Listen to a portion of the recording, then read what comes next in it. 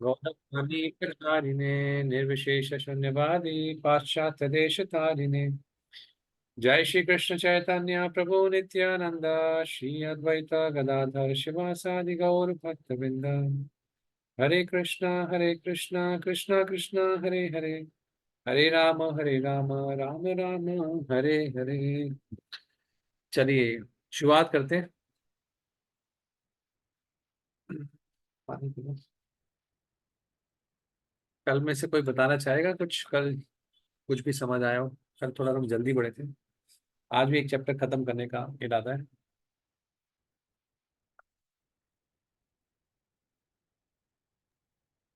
कल आसुरी भाव के विषय में बताया, देवी प्रकृति और आसुरी के बारे में बताया था। चलिए हम प्रश्न पूछते हैं। ब्रस्तानी माता जी, ऑफ है वीडियो या ऑन? जी प्रभु। ठीक है। 3 नरक के द्वार बताइए। 3 नरक के द्वार है काम, क्रोध और लोभ। गुड। अच्छा,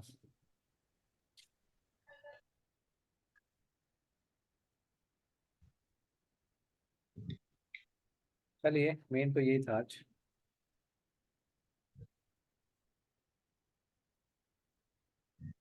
धरती माता जी, किताब को हटा लीजिए अब। अ, कोई भी एक देवी गुण बताइए। देवी गुण कोई भी एक। आवाज पर लीजिए, देखना नहीं है, देखना नहीं है, सामने देखिए माइक पे, बिल्कुल कैमरे पे। दानम है और ठीक है ठीक है ठीक है ठीक है ठीक है ठीक है ठीक है। चलिए पूजा माता जी, बड़े ध्यान से पढ़ रहे हैं आप, किताब बंद कर लीजिए। अब आप बताइए, कोई कोई एक आसुरी गुण बता दीजिए। देखना नहीं है, देखना नहीं है, इधर उधर नहीं, सीधा बिल्कुल कैमरे में, बिल्कुल स्ट्रेट आंखों में। प्रभु आसुरी गुण जो थे वो है आसक्ति, लोभ। देख के, चलो देख के बता दो, देखा नहीं मैंने। देख के बता दो। हरे कृष्णा बोलिए। आसुरी गुण देखा है। चलिए फिर इसके बाद और कौन है? राधिका माता जी आपसे पूछें कुछ, पिछले अध्याय का मुश्किल हो जाएगा ना आपके लिए कल, है नहीं। कोई आसुरी गुण बताइए। धरती क्या नाम था पूजा पूजा माता जी? क्रोध, कठोरता, अज्ञान। क्रोध क्रोध क्रोध, हाँ ठीक है। अभिमान। हरे कृष्ण प्रभु। अभिमान, अभिमान, गर्व हो गया, क्रोध। क्रोध। ठीक है, एक ही मैंने एक ही पूछा था। अब किस कौन आ रहा है? चलो रोमबा जी आप बता दीजिए एक। अम,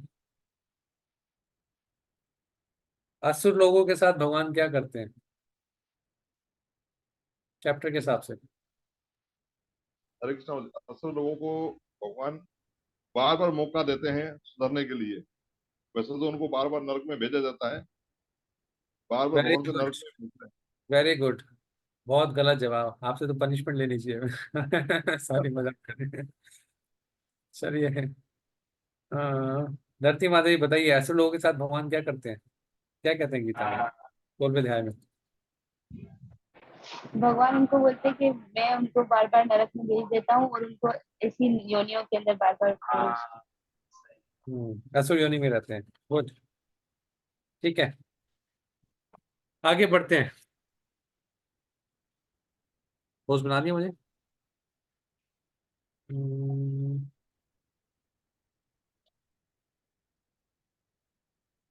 मेरी स्क्रीन आपको येलोइश दिख रही है कि थोड़ी सी वाइट दिख रही है? वाइट बात दिख रही है पूरी। ओह, गलती हो गई तो। चलो फिर भी ठीक है। कुछ बीच में रेड वाली चीज आपको समझ नहीं आएगी, क्योंकि ना मैंने येलो स्क्रीन कर रखी है मैंने, नाइट लाइट लगा के, तो मुझे बिल्कुल पीली दिख रही है स्क्रीन अपनी, तो इसलिए कलर का कॉम्बिनेशन थोड़ा सा उल्टा सीधा हो गया।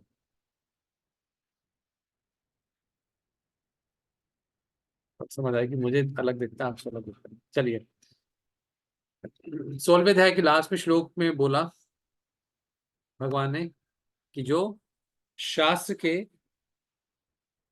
23वें अध्याय में जो बोला कि जो शास्त्र, यह शास्त्र विधिम उत्सृज्य वर्तते कामकारता न स सिद्धिम अवाप्नोति न सुखम न पराम गति। तो भगवान ने बताया कि जो शास्त्रों को नहीं मानते, अपने मन माने ढंग से काम कारता, अपने हिसाब से काम करते हैं, उनको ना कोई पूर्णता मिलती है, ना कोई सिद्धि मिलती है, ना मुक्ति मिलती है, ना उनको सुख मिलता है, परम गति भी प्राप्त नहीं होती। तो अब जब ये अर्जुन ने सुना, तो उसके बाद अर्जुन ने प्रश्न किया। तो जो 16वें अध्याय 17वें अध्याय का जो पहला श्लोक है, अर्जुन के प्रश्न से होता है। तो अर्जुन ने कहा कि उन लोगों के साथ क्या होता है जो शास्त्र को नहीं मानते और अपने हिसाब से पूजा करते हैं, है ना? क्या वो कौन से गुण में होते हैं? क्योंकि अर्जुन ने पहले गुणों के बारे में सुना था। अब अर्जुन पूछ रहे हैं कि जो शास्त्रों की बात नहीं मानते वो किस गुण में होते हैं और अपने हिसाब से जो पूजा करते हैं। ठीक है, यहाँ से इसकी शुरुआत होती है। तो प्रभात बताते हैं कि अर्जुन के प्रश्न में कि जो शास्त्रों के नियमों को नहीं मानते और उनको वो किसी देवी देवता की पूजा करते हैं, तो उनको क्या सफलता मिलती है क्या? अर्जुन ये पूछ रहा है। ठीक है, अब भगवान उत्तर देते हैं, क्या कहते हैं? कोई पढ़ेगा? आज ऐसे करते हैं, एक एक करके सब पढ़ते रहिए, एक एक ट्रांसलेशन आप आपस में पढ़ते रहिए। एक सेकंड, कितने लोग हैं मैं बता देता हूँ। सिर्फ ट्रांसलेशन पढ़िएगा, परपट से मैं पढ़ूंगा हाईलाइटेड। आपको ट्रांसलेशन पढ़नी है। जब मैं ट्रांसलेशन पढ़ तो मैं फिर परपट पढ़ता हूँ उसको। तो हमारे पास 1 2 3 4 लोग हैं प्रभु जी, 4-5 लोग हैं। अर्जुन को आप भी पढ़ते हैं? आप, या आप सिर्फ चेक करते हैं? कैसे करते हैं नहीं आप? प्रभु जी, मैं नहीं पढ़ता। मैं नहीं पढ़ता, आप कहेंगे भी तो पढ़ पढ़ते हो? लूंगा, लेकिन एज ए स्टूडेंट नहीं हूँ मैं। ठीक है, ठीक है। तो टोटल 7 लोग हैं, आपको छोटा, आपको हटा के। तो एक एक करके सब पढ़ते रहे, ठीक है, जैसे इसका नंबर आए। तो पहला नंबर मान लीजिए रोमपाद प्रभु, दूसरा श्रीमती माता जी का, इन श्रीमती माता जी के बाद जीवन मुक्त प्रभु, चौथा नंबर जीवन मुक्त के बाद ब्रजतारिणी माता जी, फिर माला बेला माता जी, ब्रजतारिणी माता के बाद फिर धरती माता जी, लास्ट में पूजा माता जी। फिर उसके बाद दोबारा पूजा माता जी के बाद रोमपाद प्रभु। ठीक है, रोमपाद प्रभु, श्रीमती माता जी, जीवन मुक्त, ब्रजतारिणी, माला बेला, धरती, पूजा। ठीक है, ये सीक्वेंस है। Okay okay. ट्रांसलेशन पढ़नी है, ट्रांसलेशन के बाद मैं उसका परपट मैं पढ़ूंगा जो इम्पोर्टेंट है। दूसरा अध्याय, दूसरा श्लोक पढ़िए, द्रौपद को जी। परम पुरुष भगवान ने कहा, देहधारी जीवों के जरिए हासिल शुदा गुणों के मुताबिक श्रद्धा 3 किस्म की होती है, यानी सतुगुनी, रजगुनी और तमोगुनी। अब इसके बारे में मुझसे सुनो। ठीक है। 3 गुणों में श्रद्धा अलग अलग होती है। देखिए, हे भरत पुत्र, विभिन्न गुणों के रुको अंतर्गत रुको रुको रुको, मैं एक इसमें बता रहा हूँ। एक चीज बतानी है, इसमें दोबारा मैं लगाता हूँ। देखिए, 2 चीजें होती हैं। एक होता है श्रद्धा, यहाँ पे वर्ड आ रहा है श्रद्धा, फेथ, इंग्लिश में फेथ लिखा जाता है।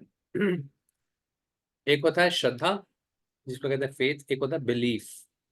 श्रद्धा शब्द है विश्वास, सुदृढ़ निश्चय, कृष्ण भक्त कहला, सर्व कर्म कृत कहला।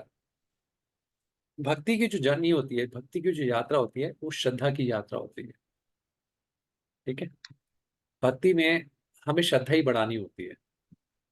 एक कमजोर भक्त और उन्नत भक्त में किसका फर्क होता है? सिर्फ श्रद्धा का फर्क होता है। अब एक प्रश्न आता है, श्रद्धा आती कहां से है, श्रद्धा बनती कैसे है?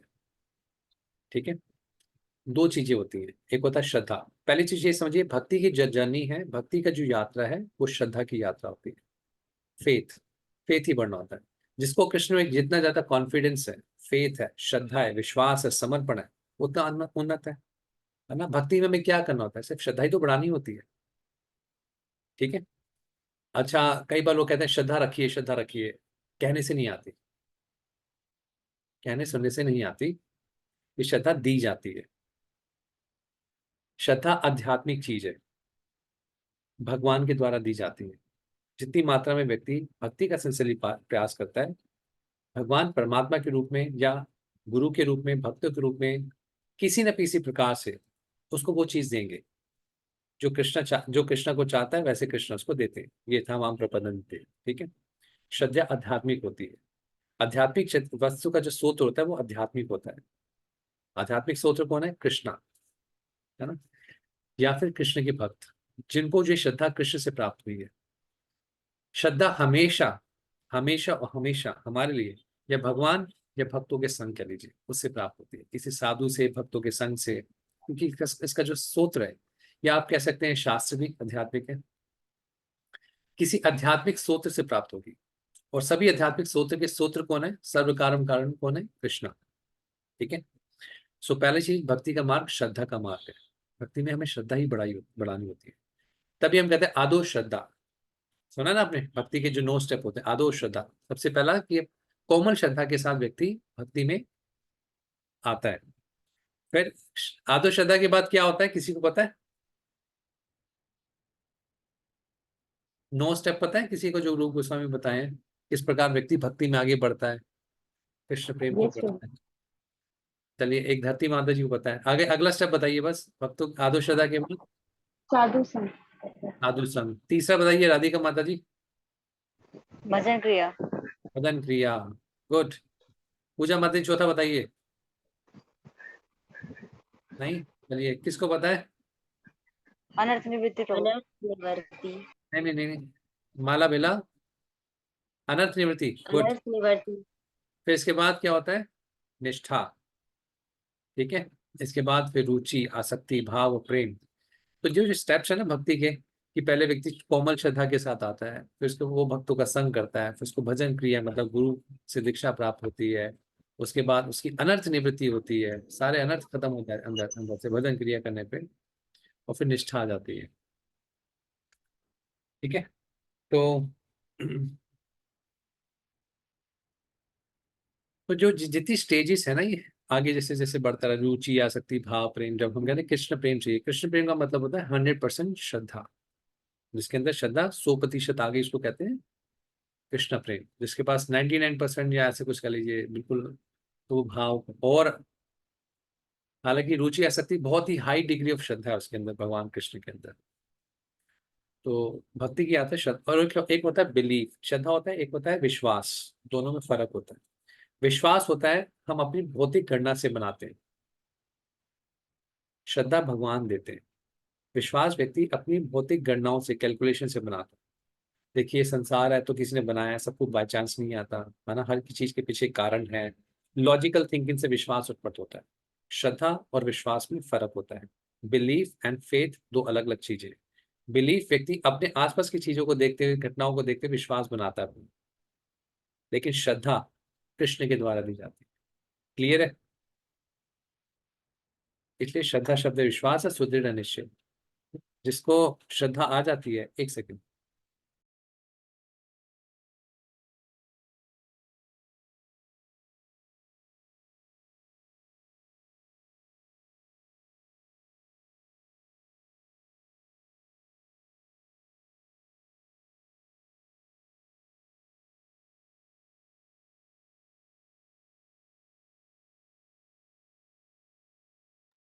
या छोड़ दो।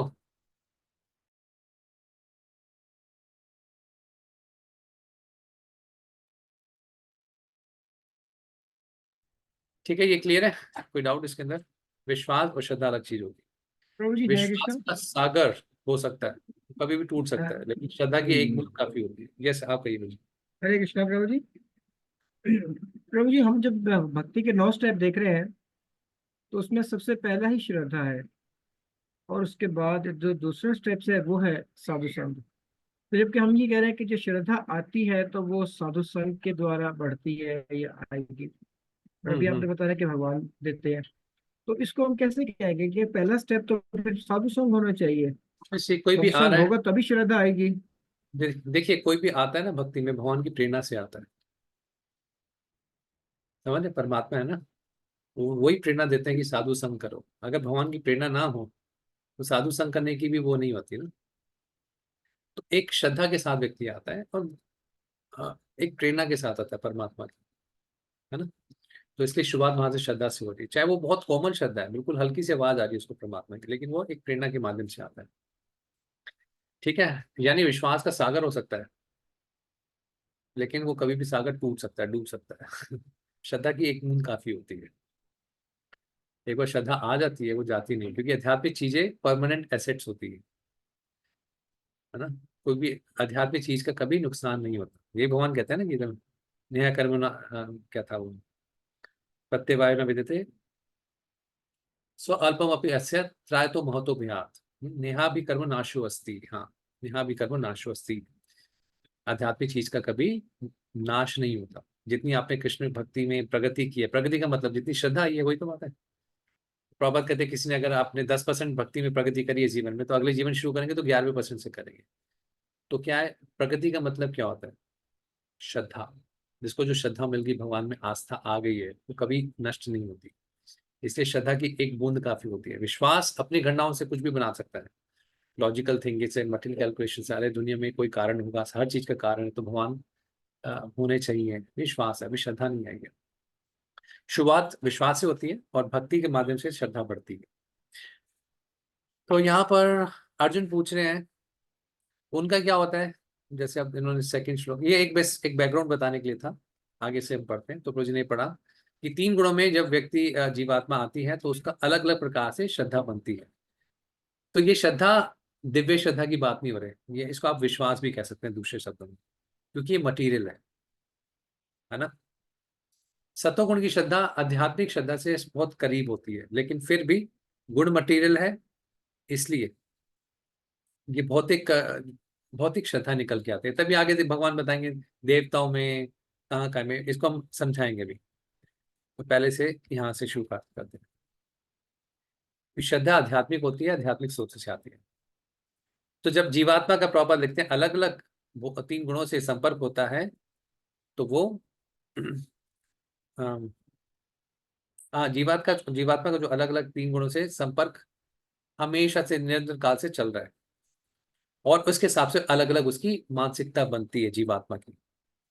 और ये कैसे मानसिकता चेंज हो सकती है किसी के, जिस गुण में व्यक्ति है, कैसे चेंज हो सकता है? प्रभात कह रहा है कि अपने गुरु का संग करके, आध्यात्मिक गुरु का संग करके, उनके द्वारा नियमों का पालन करके, जो आप भजन के लिए कह लीजिए, तो वो व्यक्ति सत्वगुण में स्थित हो सकता है। चाहे जिस भी गुण में हो व्यक्ति सत्वगुण में आ सकता है। तो इसलिए अगर किसी को अपने आप, हम हर किसी न किसी गुण में अभी हैं, विकसित है, कोई गुण हमारे पर हावी होता है। कुछ लोग तमोगुण हो सकता है, रजोगुण, सत्वगुण, अलग अलग बात। तो प्रॉपर के लिए बहुत बुद्धिमत्ता से सोचना चाहिए और गुरु का संग करना चाहिए, यानी गुरु की वाणी सुननी चाहिए उनसे, या गुरु शिक्षा, गुरु दीक्षा, गुरु कुछ भी आप कह सकते हैं। इससे उनके नियमों का पालन करके, उनकी गाइडेंस लेके हम सत्वगुण में आ सकते हैं। सबसे पहले ऊपर के गुणों में आ सकते हैं, क्योंकि नीचे के गुणों में भगवान को नहीं समझा जा सकता, रजोगुण तमोगुण में। ठीक है, नेक्स्ट पढ़िए।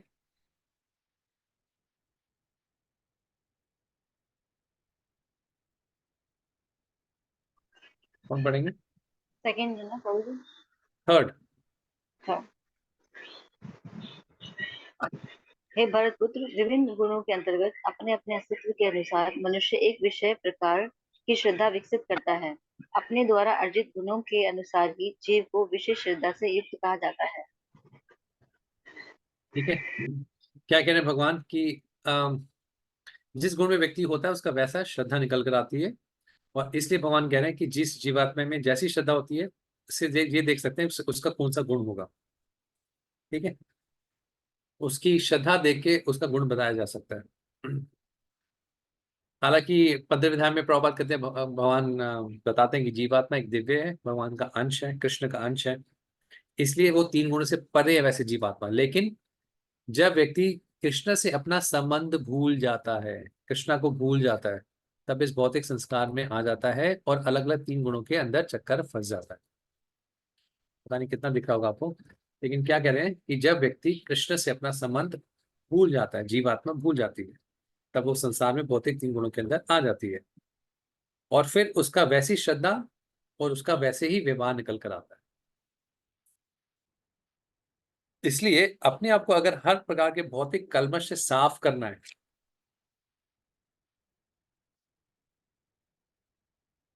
करने के लिए अपने आप को कृष्ण के साथ जोड़ना पड़ेगा। प्रभात करें, कृष्ण के साथ जो संबंध भूल गए हैं उसको जोड़ना पड़ेगा। इसी से प्रभात कहते हैं कि अभेयता प्राप्त होगी, नहीं तो कोई ना कोई डर लगे रहेगा। जब तक कृष्ण से संबंध नहीं जुड़ेगा तब तक भय बना रहेगा। जब कोई कृष्ण भावना में आ गया है, स्थित हो गया है, तो उसको निश्चित रूप से पूर्णता प्राप्त होगी। अच्छा, यहाँ पे एक चीज समझने वाली है।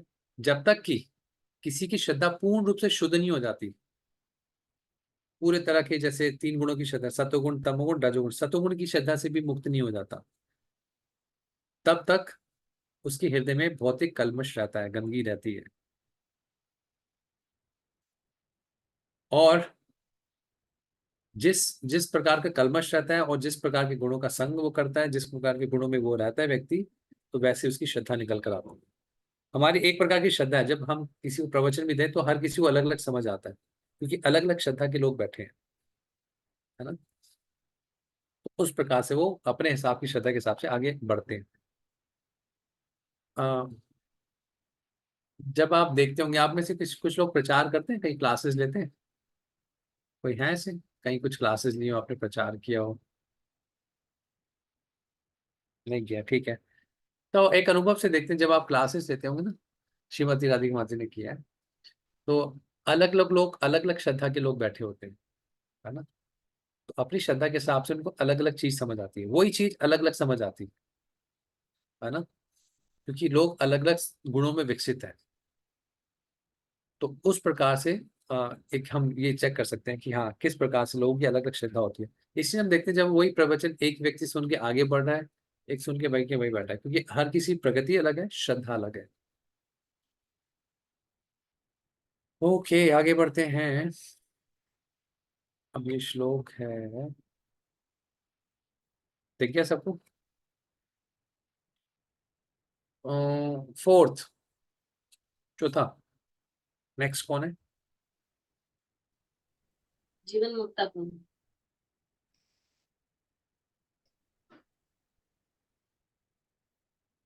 नहीं पढ़ रहे?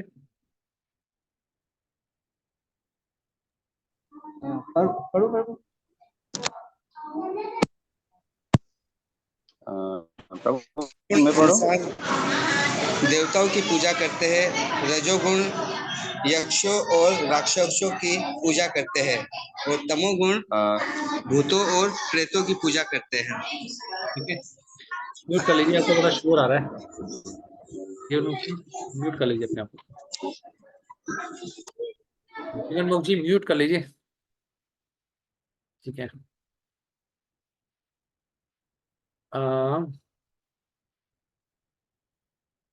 एक सेकंड। जो लोग सतोगुण में होते हैं वो देवताओं की पूजा करते हैं, रजोगुण में असुरों की पूजा करते हैं, एंड तमोगुण में वो भूतों की पूजा करते हैं। खासकर भारत में तो मिला जाता है, तांत्रिक लोग होते हैं, भूत प्रेतों की पूजा करते हैं, काल भैरव इस प्रकार की पूजा करते हैं, असुरों की पूजा करते हैं। सो जितनी प्रकार की पूजा है वो सब भगवान की पूजा नहीं है। भगवान की पूजा या कृष्ण की पूजा कौन कौन करता है? जो विशुद्ध सत्व पे होता है। श्रीमती माता जी का आपको कुछ हाथ खड़ा है, आप कुछ पूछना चाहें? प्रभु जी यक्ष क्या है? यक्ष यक्ष, हाँ हाँ, ये क्या होते हैं? यक्षस एक प्रेत योनि मान लीजिए, भूत असुर योनि मान लीजिए। यक्षस कहाँ लिखा है? मैं देखा नहीं कहाँ लिखे हैं? ये पे लिखा है कहीं पे? यक्षस एक तरह की असुर योनि है, निम्न योनि में आते हैं, ठीक है। तो यहाँ पे लिखा है जो भगवान की पूजा होती है कृष्ण की, वो विशुद्ध सत्व पे होती है, 3 गुणों के अंदर नहीं होती। हालांकि भक्ति भी 3 गुणों के अंदर होती है, अभी हम ऐसा नहीं कि विशुद्ध सत्व पे हो जाते हैं, क्योंकि भगवान विशुद्ध सत्व पे है और भगवान की पूजा भी विशुद्ध सत्व पे होती है। लेकिन विशुद्ध सत्व पे भगवान की पूजा कौन कर सकता है? जो विशुद्ध सत्व पे हो। तमोगुण, रजगुण, सत्वगुण से ऊपर का जो एक स्तर होता है, जिसको दिव्य स्तर कहते हैं, जिसमें भगवान स्थित होते हैं, उसको विशुद्ध सत्व कहते हैं, या फिर वासुदेव की स्थिति भी कहते हैं। तो भगवान की पूजा उस स्थिति पर होती है, जहां पर जो भौतिक जगत में जो रजोगुण, ये सतोगुण भी होता है, वो इसके अंदर भी कुछ मिश्रण होता है, रजोगुण और तमोगुण का। सतोगुण भी अपने आप में पूर्ण रूप से दिव्य नहीं है। सतोगुण सहायक है दिव्य स्तर पर आने के लिए, लेकिन फिर भी सतोगुण के अंदर भी कुछ कंटेमिनेशन होता है, जैसे हमने पहले पढ़ा था। सतोगुण के अंदर दो चीजों का कंटेमिनेशन होता है, कोई बताएगा? सतोगुण में 2 समस्या होती है, कौन हाथ खड़ा करेगा? बहुत सिंपल, हमने पढ़ा था। प्रभु सतोगुण भी जो है ना, वो सोने की बेड़ी है। जब नहीं नहीं तीनों नहीं जो नहीं आपने नहीं डेफिनेशन दिया था। नहीं नहीं नहीं नहीं नहीं नहीं। पहले हाथ खड़ा करो, इसको उत्तर पता है। सत्वगुण के अंदर दो समस्या हमने डिस्कस करी थी, दो समस्या, उसके लिए एक स्पेशल गिफ्ट, रिवॉर्ड। चलिए, चलो माला बेला माता जी। शायद थोड़ा थोड़ा याद आ रहा है कि वो हमेशा शायद परफेक्ट चाहते हैं या अच्छा अच्छा बस मिले, इसी की उनको आदत हो जाती है, कुछ चलो कुछ ऐसा है। आपके नेगेटिव मार्क्स मिलेंगे आपको। आपको गिफ्ट देना है, नहीं गलत आंसर। पूजा माता जी। प्रभु वो हमेशा समझते हैं कि मुझे ही ज्यादा ज्ञान है और वो उसी खुशी में जीते हैं। हाँ, दो चीजें, ज्ञान ज्ञान एंड सुख। सुख, दो चीजों में फंस सुख जाते हैं सतोगुणी लोग। जी। ठीक है, चलिए, हरे कृष्ण। याद होना चाहिए सबको। तो सतोगुण भी पूर्ण रूप से शुद्ध नहीं है। एक होता है वसुदेव स्थिति, या फिर इसको कहते हैं विशुद्ध सत्व। विशुद्ध सत्व सतोगुण के ऊपर आता है, दिव्य स्तर, जहाँ पे भगवान जिस जिस स्थिति पे भगवान होते हैं, जिस लेवल पे प्लेटफॉर्म पे भगवान होते हैं, उसको कहते हैं विशुद्ध सत्व। वहां पे कोई जब विशुद्ध सत्व के स्तर पर कोई आ जाती है जीवात्मा, तो उसके अंदर कोई कल्मश नहीं रहता, तो भगवान की पूजा पूजा उस स्तर पर होती है। प्रभुपाद में बता दें, सार सब चीजों का सार यही है कि सारे तरह के जो गुणों का जो कल्मश है, वो भक्तों के संग के द्वारा, जो दिव्य शुद्ध भक्त है उनके संग के द्वारा खत्म हो सकता है। पांचवा छठा श्लोक का तात्पर्य कोई पढ़े। हरे कृष्णा। तो जो लोग गुरूर और अना से काम करते हुए शास्त्रों के असूलों के खिलाफ तपस्या करते हैं, जो हवस और वबस्तंगी से तरक्की पाते हैं, जो बेवकूफ हैं और जो शरीर के मादी अंसार को और शरीर में कायम परमात्मा को अजियत पहुंचाते हैं, वह असुर कहलाते हैं। हाँ, अब इस श्लोक में भगवान बता रहे हैं कि जो असुर लोग होते हैं वो किस प्रकार की तपस्या करते हैं। क्या कह रहे हैं, ऐसी तपस्या करते हैं जो शास्त्रों में नहीं लिखी होती। और कैसे, अहंकारवश तपस्या करते हैं और काम वासनाओं से आसक्तियों के कारण तपस्या करते हैं। वो क्या करते हैं, अपने शरीर को भी तड़पाते हैं, और शरीर के अंदर जब जो हमारे परमात्मा रहते हैं आत्मा के साथ, उनको भी दुख देते हैं। चलो, आपको पता है कोई ऐसी तपस्या जो लोग करते होंगे, कि जिसमें आपने देखी हो किसी ने ऐसे तपस्या करी हो अपने आसपास में, बड़े शरीर को बड़ा कष्ट देते हैं, अहंकार वश करते हैं। कोई उदाहरण पता है आपको, आपके पाकिस्तान में होती है ऐसी कुछ तपस्या? तपस्या मतलब कठिन, अपने आप को जोर जोर जबरदस्ती करवा के करते हैं, नेचुरल काम नहीं, ऐसी कार्य को तपस्या कहा जाता है। जॉब करना, कभी आप देखते हैं कि यहाँ पे धरना लगता है, धरना आपके यहाँ पर लोग पॉलिटिकल रीजन के कारण फास्टिंग करते हैं। तो क्या आपने और कई बार तो ऐसे ऐसे लीडर भी हमने देखे हैं भारत में, जो बहुत दिनों तक फास्टिंग करते हैं, 8 दिन तक कुछ पानी नहीं पियेंगे, कि अपनी कुछ बात बनवानी होती है, और 8 8 10 दिन तक कुछ पानी खाएंगे नहीं, बस मरने की हालत पे बस गवर्नमेंट उसको शांत कर दे, क्योंकि वो बहुत बड़े लीडर होते हैं, ताकि वो इस प्रकार से फोर्स करते हैं। प्रभात कह रहे हैं ऐसे करने से अपने शरीर को तो कष्ट मिलता है, शरीर में रहने वाले परमात्मा को भी कष्ट होता है। कितना दुख दे रहे हैं, इतना कष्ट शरीर इसलिए दिया था, इतना कष्ट दो अपने को, है ना। तो वही चीज है, भगवान खुद है, परमात्मा को दर्द होता है। ये प्रभुपाद तो कह रहे हैं, चलो अलग बात है, भगवान खुद कह रहे हैं, खुद को तो तकलीफ देते ही हैं, अंदर परमात्मा को भी परेशान करते हैं। हम्म। प्रभुपाद पता है क्या वर्ड करें, वो परमात्मा को टॉर्चर करते हैं, पीड़ित करते हैं, परेशान कर देते हैं, है ना। तो कई सारे लोग हैं अपने हिसाब से, एक मुझे याद है, एक व्यक्ति था, अपने ना लोग अपनी कस्में खा लेते हैं, नहीं होगा तो हम अपनी नस काट लेते हैं, पेपर पास नहीं हुआ नस काट लेते हैं, है ना। अपने आप को तड़पाते हैं, कुछ लोग अपना सर फोड़ते हैं, है ना, कुछ खराब हो जाता है। तो अपने आप को बहुत पनिश करते हैं, कई कई तरीके होते हैं, लोग अपने आप को पनिश करते हैं। मुझे याद है एक बच्चा आया था, उसने पेपर में पास नहीं हुआ, तो उसने अपनी नसें काट ली हाथों की, चाकू से ऐसे ऐसे कर करके, उससे भी। तो इससे परमात्मा को भी कष्ट होता है, इसलिए एक चीज हमें सीखना चाहिए, किसी को कष्ट भी नहीं पहुंचाना चाहिए, क्योंकि ना अंदर परमात्मा भी दुखी होते हैं। ठीक है। तो प्रॉपर कहना पॉलिटिकल रीजन से जो करना वो रिकमेंडेड नहीं है, वो नहीं करनी चाहिए, शास्त्रों में नहीं बताया गया इसके बाद।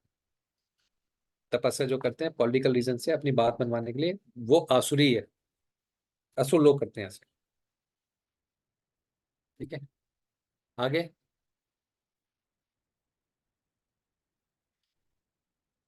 यानी ऐसी तपस्या करने से जो शास्त्रों के हिसाब से नहीं है, जो अहंकार वश की जाती है, काम वश की जाती है, भौतिक आसक्तियों के लिए की जाती है, उससे शरीर तो खराब होता ही होते डिस्टर्ब होता ही होता है, परमात्मा भी डिस्टर्ब होते हैं शरीर में रहने वाले, परमात्मा को बड़ा दुख मिलता है।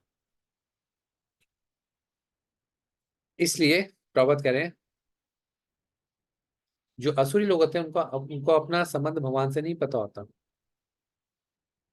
लेकिन वो अपना ऐसे जीवन निकाल देंगे बिना संबंध के, लेकिन जब उनको किसी भक्त का संग मिलेगा, गुरु का संग मिलेगा, तो वो ज्ञान प्राप्त करके अपने आप को यहाँ से निकाल सकते हैं। ऐसे लोग भी बाहर निकल सकते हैं जो अलग अलग तपस्या करते हैं, लेकिन उनको सही मार्गदर्शन और संग मिलना चाहिए। ठीक है। अब भगवान बता रहे हैं हर चीज जो हम खाते हैं, हम जो तपस्या करते हैं, जो कार्य करते हैं या दान भी करते हैं, हर चीज 3 गुणों में होती है। अब उसके बारे में एक एक करके बताएंगे। पहले श्लोक में बता रहे हैं हर चीज 3 गुणों में होती है। 7वां श्लोक मैंने वैसे ही पढ़ दिया कि जो लोग समझे कि हर चीज 3 गुणों में होती है, तो वास्तव में वो बुद्धिमान व्यक्ति है। क्या क्या चीजें अब भगवान बताएंगे? यज्ञ, यज्ञ मतलब कोई भी आपका कार्य, यज्ञ, आपका खाना, आपका दान, और आपकी तपस्या जो भी आप करते हैं, जो इनको मानता है कि 3 गुणों में नहीं होती, भगवान कह रहे हैं, प्रभुपाद कह रहे हैं कि वो मूर्ख है, कि हर चीज 3 गुणों में होती है। ये संसार 3 गुणों से बना है ना। आयु सत्व बलारोग्य सुख प्रीति विवर्धना रस्या स्निग्धा स्थिर हृदय आहार सात्विका प्रिया। अच्छा, अब आयुर्वेद कोई जानते हैं आयुर्वेद क्या होता है? आयुर्वेद में अलग अलग आहार के बारे में बताया, आपको थोड़ी सी हेल्थ नॉलेज देते हैं जो कृष्णा दे रहे हैं यहाँ पे, हेल्थ नॉलेज। हालांकि अ, शरीर कृष्णा का ही है, हेल्थ भी मेंटेन कृष्णा के लिए, क्योंकि भक्ति मान के चलता है ये शरीर कृष्णा का है और कृष्ण की सेवा में लगना चाहिए। तो कह रहे हैं जो खाने के बाद अब बात करते हैं, भगवान 9वें श्लोक पे आ गए कि खाना कैसा होना चाहिए। फूड जो भगवान को भोग भी लगे और जिससे खाकर हमें हृदय की संतुष्टि हो। जैसा अन्न वैसा मन कहते हैं ना। अ, आयुर्वेद का एक कॉन्सेप्ट है कि जब व्यक्ति को शरीर मिलता है तो साथ में एक प्राण शक्ति मिलती है ना, जिसको आप प्राण वायु कहते हैं। शरीर में प्राण होते हैं ना, जैसे प्राण निकल गए, जैसे ही शरीर मिलता है साथ में कुछ प्राण वायु दी जाती है, और ये धीरे धीरे धीरे धीरे धीरे खर्च होती रहती है पूरे जीवन। एक पूरे जीवन का कोटा व्यक्ति को पहले से दे दिया जाता है, जिसको पूरे जीवन चलाना होता है, जिसको कहते हैं प्राण शक्ति। ठीक है। आयुर्वेद का बेसिक कॉन्सेप्ट क्या है, यहाँ पे थोड़ा सा इसलिए बताएंगे क्योंकि वहाँ पे ये जो सत्वगुण के जो खाने में रजोगुण में खासकर जो प्रॉपर्स को समराइज करेंगे कि क्या खाना सत्वगुण का तमोगुण का है, ताकि एक एक कॉन्सेप्ट क्लियर हो जाए। तो जब व्यक्ति को शरीर दिया जाता है, जब बालक होता है, तो साथ में उसको प्राण शक्ति दी जाती है, भगवान के द्वारा दी गई है प्राण शक्ति, है ना, जिसको पूरे जीवन खर्च करना होता है। उस प्राण शक्ति पूरे जीवन चलनी चाहिए। मान लीजिए ऐसी बैटरी है, उसको कह लीजिए, जो पूरे जीवन चलानी होती है। अगर कोई इस प्राण शक्ति का सदुपयोग नहीं करता, है ना, उल्टा सीधा खा लेते हैं, अगर जो खाना जो कठिनाई से पचे, या वर्ष में बहुत, एक्चुअली ये प्राण शक्ति होती है जो शरीर के सारे कार्यों को लगा चलाती है। अगर आप देखेंगे शरीर में कहीं चोट लग जाती है, अपने आप चोट कुछ दिनों में ठीक हो जाती है, तो ये प्राण शक्ति का कार्य है। जितनी प्राण शक्ति व्यक्ति की तीव्र होती है शरीर में, उतनी बीमारियां कम लगती हैं। खाने का सिर्फ एक ही उद्देश्य होता है, ऑब्वियसली हम भगवान का प्रसाद खा रहे हैं, लेकिन खाने का उद्देश्य प्रभुपाद 3 चीजें बताएंगे आगे। उसमें एक है कि शरीर की आयु बढ़ाना। एक चीज मैं दिखा देता हूँ। अभी हम इस पे दोबारा आएंगे, लेकिन एक खाने का उद्देश्य बता रहे हैं प्रभुपाद जी, खाते खाते क्यों हम? जो भोजन होता है उसका क्या होता है? 3 उद्देश्य होते हैं। दिख रहा है सबको? पहली चीज कह रहे हैं आयु बढ़ाना, खाने से आयु बढ़नी चाहिए। दूसरा, मन शुद्ध होना चाहिए। तीसरा, शरीर में शक्ति आनी चाहिए। ये सब लिख लीजिए 3 चीजें, प्रॉपर लिख लें। The purpose of food is increase the duration of life, purify mind और बॉडी स्ट्रेंथ। ठीक है, लिखिए सबने। खाने का पर्पस होता है 3 चीजें। अपनी आयु को बढ़ाना, खाने से आपकी आयु बढ़ सकती है। बजाय क्या खा सकते हैं? ऑब्वियसली हर किसी की आयु निर्धारित है, या फिर, लेकिन अपने आप को गलत खा के व्यक्ति जल्दी भी मार सकता है ना। कोई जहर खाता रहे धीरे जल्दी मर जाएगा ना, निर्धारित है उसकी आयु एक। हम्म। तो अभी हमारे मायापुर में इसी साल अ, आए थे, शायद जयप्रदा का महाराष्ट्र में मिले थे। एक एक व्यक्ति थे, गौड़ीय वैष्णव, बंगाली थे, तिलक भी लगाया था। उनकी उम्र 128 साल थी। वो मायापुर में भी आए थे। तो एक भक्त के घर में मेरे मेरे संपर्क में थे, उनके घर में भी आए थे। कितने हो गए? 1896 से लगाइए, कितना हो गया? 128 साल हो गए पूरे, हाँ। तो प्रभुपाद का जो जन्म, जो अपीयरेंस डे था, आविर्भाव दिवस 1896 तब के वो हैं, और आज भी जिंदा है। और भगवान डीटीज को मायापुर में पंचतत्व को दंडवत प्रणाम किया। 128 साल कम थोड़ा ना होते हैं, है ना। शायद मेरे ख्याल से जीवन इस दुनिया में सबसे लंबे जीवित व्यक्ति वही होंगे आज की डेट में। अब तक पुराना देखेंगे तो 117 118 साल तक व्यक्ति जिया है अभी तक। 128 साल तक कोई नहीं जिया। ऐसे व्यक्ति के मैं मिल नहीं पाया था उनसे इस बार। समा उनके दर्शन नहीं कर पाया, लेकिन मैं उसी समय था जब वो थे वहां पे। लेकिन मेरे दोस्त वगैरह मिले थे, तो उनसे पूछा क्या खाते हैं, है ना, कैसे 128, और बिल्कुल फिट है, चलते हैं। प्रणाम किया। 128 साल का व्यक्ति आप जीवन में देखें तो उन्होंने तिलक लगा रहा था। गौड़ी वैष्णव एक किसी जगह से थे।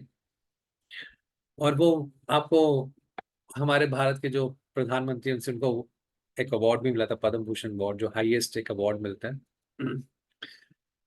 तो क्या खाते थे वो आगे बात करते हैं। इससे पहले हम बात कर रहे थे कि जो प्रभुपाद कह रहे हैं, खाने का उद्देश्य होता है कि आयु को बढ़ाना, है ना। तो अगर आध्यात्मिक सिद्धांतों के हिसाब से, चाहे भगवत गीता का सिद्धांत भी पकड़ ले, इसमें खाने से आयु बढ़नी चाहिए। तो हमने पहले बताया था प्राण शक्ति हमें दी जाती है, जिसको पूरे जीवन खर्च करना होता है। अगर व्यक्ति ये नहीं जानता कि क्या खाना है क्या नहीं खाना, और गलत आहार में वो प्राण शक्ति ज्यादा खर्च होती है। मान लीजिए बैटरी आपकी ज्यादा जल्दी खर्च हो रही है, तो जल्दी खत्म भी हो जाएगी, है ना। तो इसलिए बीमारी, जब तक व्यक्ति की प्राण शक्ति तीव्र रहती है, तब तक उसका शरीर हर बीमारी को झेल लेगा, और शरीर अपने आप ही रोगों को ठीक करेगा। अगर आप सतोगुण का पहला लक्षण कोई पढ़े, प्रपात क्या कह रहे हैं, संस्कृत में और हिंदी में भी पढ़ना बड़ा आसान है। पहला तो नहीं, तीसरा, आयु सत बलारोग्य, आरोग्य, हेल्थ देना। अगर कोई सतोगुण का खाना खाता है तो उसकी आयु आयु बढ़ेगी, है ना। सबसे पहले आयु बढ़ेगी, बल, शरीर में शक्ति बढ़ेगी, सत्व, एग्जिस्टेंस, ऑब्वियसली आप इसको प्राण शक्ति कह सकते हैं, आरोग्य, सुख, प्रीति, सेटिस्फेक्शन रहेगी बॉडी के अंदर। अगर आप खाने से कभी मन चिड़चिड़ा हो जाता है। अभी एक कोई भक्त है, वो बड़ा चिल्ला रहे थे, मैंने कहा क्या खाया आज? चिल्ली खाई है, मतलब मिर्ची खाई है। तो कहने हाँ, मैं कहा मिर्ची खाई कैसे, पुनः पूछा, कहने हाँ मिर्ची तो खाई है, तभी इतना गुस्सा आ रहा है। सतोगुण का खाएंगे तो संतुष्टि होगी, विवर्धना, संतुष्टि बढ़ेगी, है ना। तो ये भगवान जो कह रहे हैं ना, ये गीता में सिद्धांत दे रहे हैं, ये थोड़ा सा भक्तों को देखना भी चाहिए कैसे खाना आहार खाना चाहिए। ऑब्वियसली हम कृष्णा को भोग लगा के खाते हैं, कृष्णा को खिलाते हैं। तो अब आयु कैसे बढ़ती है खाने से, एक चीज सिद्धांत जान लीजिए बस। मैं यहाँ तभी प्राण शक्ति की मैं बात कर रहा था। हर खाने में प्राण शक्ति होती है। जिस खाने में प्राण नहीं होते वो आपको प्राण शक्ति नहीं देगा, है ना। जो डायरेक्ट प्रकृति से मिलते हैं उनमें ज्यादा प्राण शक्ति होती है। उनको खाने से आपकी प्राण शक्ति हमेशा तीव्र रहती है। कुछ मार्केट में होते हैं डेड फूड, है ना, जो प्रोसेस्ड होते हैं, पैकेट फूड होते हैं, जो डायरेक्ट प्रकृति से नहीं आए, जैसे फल फ्रूट है, आपका दूध है, ये डायरेक्ट प्रकृति से मिल रहे हैं आपको, है ना, नेचर से मिल रहे हैं। जो डायरेक्ट नेचर से मिलते हैं आपको जो खाना, वो आपकी आयु बढ़ाएगा, चाहे उसमें आपका अनाज भी आ जाता है ना? लेकिन कोई भी जो फूड है प्रोसेस्ड हो गया है, वो आयु को कम करेगा, प्राण शक्ति कम करेगा, क्योंकि ऐसे खाने को डेड खाना बताते हैं, डेड मटेरियल। खाने में भी जान होती है, खाना आपको प्राण शक्ति देता है। कि, इसकी एक गणना होती है किसमें कितनी प्राण शक्ति होती है ना। जैसे एक पेठे का रस कहते हैं, उसमें प्राण शक्ति बहुत ज्यादा होती है। सफेद पेठा होता है ना, सफेद पेठा मुझे नहीं पता, ऐश गार्ड कहते हैं उसको, बहुत ज्यादा प्राण शक्ति है। फलों में प्राण शक्ति ज्यादा होती है, सब्जियों में ज्यादा होती है, डायरेक्ट जो आती है। तो ये सत्वगुण के खाने हैं जिससे आपको प्राण शक्ति मिले, आपकी उम्र बढ़े। तो जो 128 साल के जो थे व्यक्ति, उनसे पूछा कैसे इतने जी रहे हैं, अभी अभी तक जी रहे हैं। आप उनका यूट्यूब में आपको इंटरव्यू मिल जाएगी। बॉइल्ड वेजिटेबल खाते हैं, है ना, हाँ, ज्यादा तला फ्राइड इतना वो मिर्ची वाला खाना नहीं, सिंपल खाते हैं। प्रस्थानी माता जी आप कुछ कह रहे हैं? प्रभु जी, ये जो डायरेक्ट सब्जियां आती हैं उनको हम लोग पका के खाते हैं तो भी प्राण शक्ति कम हो जाती है क्या? नहीं, डायरेक्ट प्रकृति से आ रहे हैं। दालों में प्राण शक्ति है, गेहूं में प्राण शक्ति है ना। लेकिन तो अगर हम किस तरीके से खाते हैं ये इम्पोर्टेंट है। सब्जी तो है, खूब मसाले डालते हैं, खूब तेल डालते हैं। अब जैसे रिफाइंड तेल हो गया, ये थोड़ा सा प्रोसेस्ड हो जाता है। रिफाइंड तेल भी प्रोसेस्ड हो जाता है थोड़ा सा, क्योंकि बहुत एक उसको कई 200-250 डिग्री टेम्परेचर कई बार उबाला जाता है। रिफाइंड तेल जो बनता है उसका प्रोसेस्ड। तो खाना तो ठीक है, अभी सब्जियां ठीक है, फ्रेश आ रही है, सब कुछ आ रही है। एक्चुअली क्या होता है ना, जैसे अभी वो भी चीज बताएंगे कि हम तो क्या करते हैं, घर में बना के फ्रिज में रख देते हैं, दोबारा ओवन में करके गर्म कर लेते हैं, तो उससे प्राण शक्ति चली जाती है। समझ गए, खाने की प्राण शक्ति का सब जो प्राण खाने से आयु बढ़नी चाहिए थी वो नहीं मिल पाती। सो फ्रेश खाएं, वही प्रॉपर बताएंगे आगे, फ्रेश खाएं, फ्रेश बनाएं, और जूसी हो। कभी कभार क्या होता है, ज्यादा मसाले डाल देते हैं सब्जी में, उसका सब्जी का टेस्ट खत्म हो जाता है। तो सब्जी का जो स्वाद है तो खत्म निकल जाता है। बहुत तीखा तड़का, बहुत स्पाइसी डाल के बिल्कुल ना फ्राई करके बनाते हैं। प्रॉपर जी कहते हैं रॉ फूड और क्या कहते हैं कुक्ड फूड में क्या फर्क होता है, कच्चा खाना और पका हुआ खाने में क्या फर्क होता है। रॉ फूड उसको कहते हैं जो पानी में बॉयल होता है। फिर प्रॉपर बताते हैं चपाती, राइस, दाल, ये सब रॉ फूड होते हैं। कृष्णा बुक में आप पढ़ेंगे, हमें लगता है कुक्ड फूड है, ये रॉ फूड कहलाते हैं जो सीधा पानी में बॉयल होते हैं। चपाती से पानी का खेल है, आपका राइस से पानी है, दाल से पानी है, ये बॉइल्ड इन। और कुक्ड फूड क्या होते हैं, जो घी के अंदर फ्राई किए जाते हैं, पूरी घी के अंदर। इट इज सेट घी, कोई और तेल नहीं बता रहे, घी के अंदर। तो ब्राह्मणों को जब आप बात करते हो तो घी के अंदर प्राण शक्ति है ना, प्रोसेस उसके अंदर नहीं है। तो मैं यहाँ पे आयुर्वेद का सेमिनार नहीं दे रहा, लेकिन हर कोई व्यक्ति अपने आहार को ठीक करके अपनी आयु बढ़ा सकता है। ये भगवान बता रहे हैं कि सतोगुण के आहार से आयु बढ़ती है, बॉडली स्ट्रेंथ मिलती है और मन शुद्ध होता है। अब बहुत तीखा, बहुत फ्राइड, बहुत ही हमेशा ऐसे खाएंगे ना, बड़ा बहुत सारा खोया डाल के, बहुत सारा क्रीम डाल के, बहुत सारा काजू पेस्ट बना के शाही पनीर ऐसे खा रहे हैं ना, तो ठीक है। बहुत पनीर हो गया, पनीर को भी पचाने के लिए बहुत प्राण शक्ति लगती है, शरीर की बहुत एनर्जी लगती है। तो बेसिकली प्राण शक्ति को जितना कम मेहनत करनी पड़े इस बॉडी को डाइजेशन करने के लिए, हमारा शरीर का जो डाइजेशन होता है प्राण शक्ति के कारण होता है, जितना उसको कम मेहनत करनी पड़ेगी उतनी प्राण शक्ति बची रहेगी, है ना। आप देखिए शरीर में एक अंग, ये पेट ही ऐसा जो हमेशा चलता रहता है, कभी बंद नहीं होता। यानी प्राण शक्ति हमेशा लगी रहती है। बजाय हम एकादशी पे अगर फास्टिंग करें, अगर कोई करता है तो अलग बात है, लेकिन खाते हैं एकादशी के दिन। यानी ये जो सिस्टम है हमेशा वर्क करता रहता है, कभी रुकता नहीं है। ये मशीन जो है, इंटेस्टाइन हो गया, आपका पेट है, हमेशा खाना है, हमेशा कुछ जाना है, 24 घंटे काम करता रहता है। इसलिए इसको ऐसा आहार ना दें ताकि जिससे हमारी प्राण शक्ति ज्यादा लगे। शुद्ध खाएं, ठीक है, कम मसाले हो, फ्राइड कम हो, और घी में फ्राइड हो सकता है, उसमें कोई नुकसान नहीं, घी नुकसान नहीं करता, प्राण शक्ति देगा और बल भी देगा। ठीक है, अब आगे बढ़ते हैं। रोमपाल जी कुछ कहना चाहते हैं, नहीं तो फिर हम आगे बढ़ते हैं। हरे कृष्णा प्रभु जी। प्रभु जी, आपने 3 फूड के बारे में कौन सा बताया कि मन साफ हो जाए, या खाने से मन बढ़ जाए, या शक्ति बढ़ जाए। लेकिन अक्सर ऐसा भी था प्रभु जी, तुष्टि, तुष्टि, पुष्टि और संतुष्टि, ये यही लफ्ज है प्रभु जी, ऐसा भी हमने तुष्टि, कहीं सुना था। तुष्टि, संतुष्टि, अभी आएंगे, संतुष्टि पे आ रहे हैं। यहाँ पे प्रभुपाद ये बता रहे हैं। आपको स्क्रीन दिख रही है सभी को? जी जी। ठीक है, मतलब मेरा जो स्क्रीन है वो दिख रहा है ना सबको? तो आपने अभी 3 खाने के बताया था कि तीनों से ऐसा होना अभी चाहिए मैं जैसे। अभी मैं आऊंगा इसके ऊपर, अभी मैं आऊंगा इस पे। आप जो बात करें वो 3 श्लोक बाद में है, लेकिन मैं इस पे आऊंगा।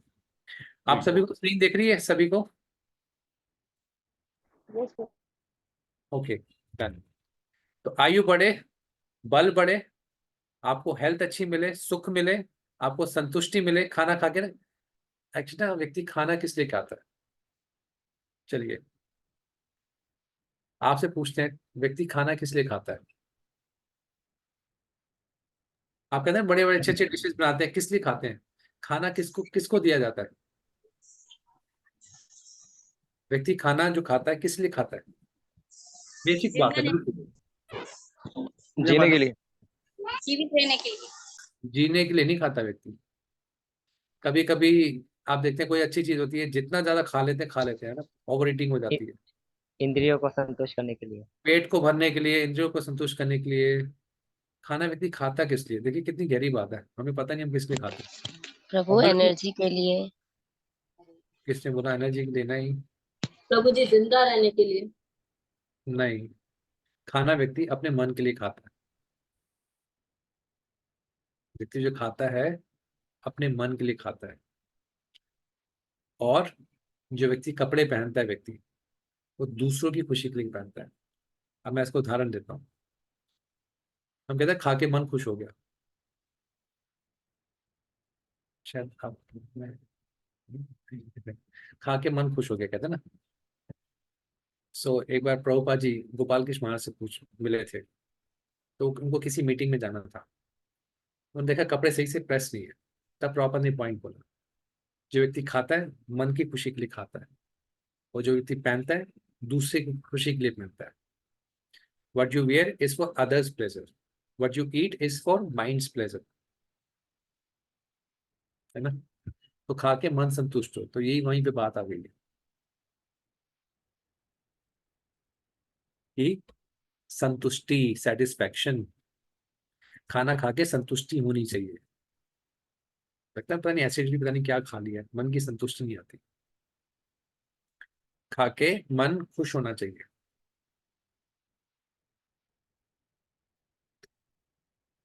मैं एक मिनट पानी ले आऊं, थोड़ा सा प्यास लगी मुझे। आप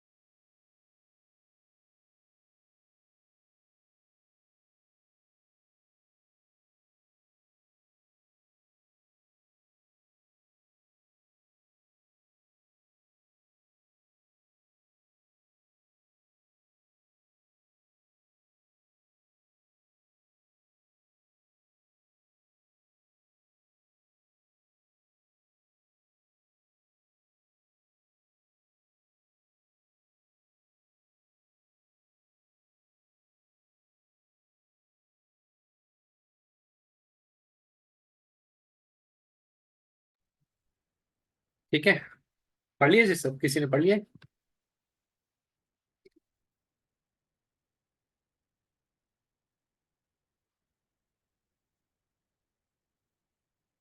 ऐसे ही होता है ना।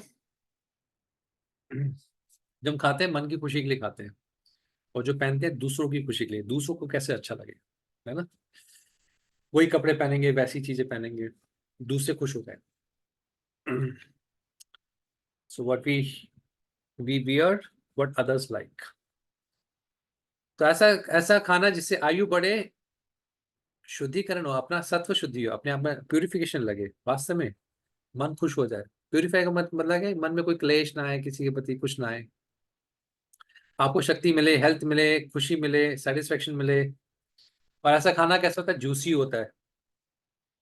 जूसी खाना हो जाए, सब्जियों का रस, फैटी मतलब दूध, होलसम, उसके अंदर सब कुछ आपको न्यूट्रिशन मिलेंगे। और ऐसा खाना दिल को बहुत पसंद आता है, आपको खा के संतुष्टि होगी, बहुत आनंद आएगा। सत्वगुण। रजोगुण का खाना कैसे होता है? बहुत ज्यादा कड़वा। कुछ नेचुरोपैथी सेमिनार लेते हैं, वो कहते हैं कि करेला मत खाओ। ऐसा नहीं कह रहे भगवान, बहुत ज्यादा कड़वा ठीक है, कभी कभी कुछ चीज का मिश्रण करके वो चीज कड़वी हो जाती है, वो चीज है वो अवॉइड कर सकते हैं। बहुत ज्यादा खट्टा, कुछ खट्टा हो सकता है, बहुत ज्यादा खट्टा ना हो। जैसे आप बटर मिल्क पीते हैं, छाछ पीते हैं आप यहाँ पे पाकिस्तान में लोग, छाछ। पर मैंने सुना दूध बड़ा महंगा है वहाँ पे पाकिस्तान में, भारत में इतना नहीं है। तो बहुत खट्टा हो, दही बहुत खट्टी हो गई, उससे छाछ बनाते हैं, बटर मिल्क बहुत खट्टा, बहुत नमकीन हो गया, बहुत ही ज्यादा नमक, बहुत गरम। गरम मतलब जिसका स्वभाव गरम हो।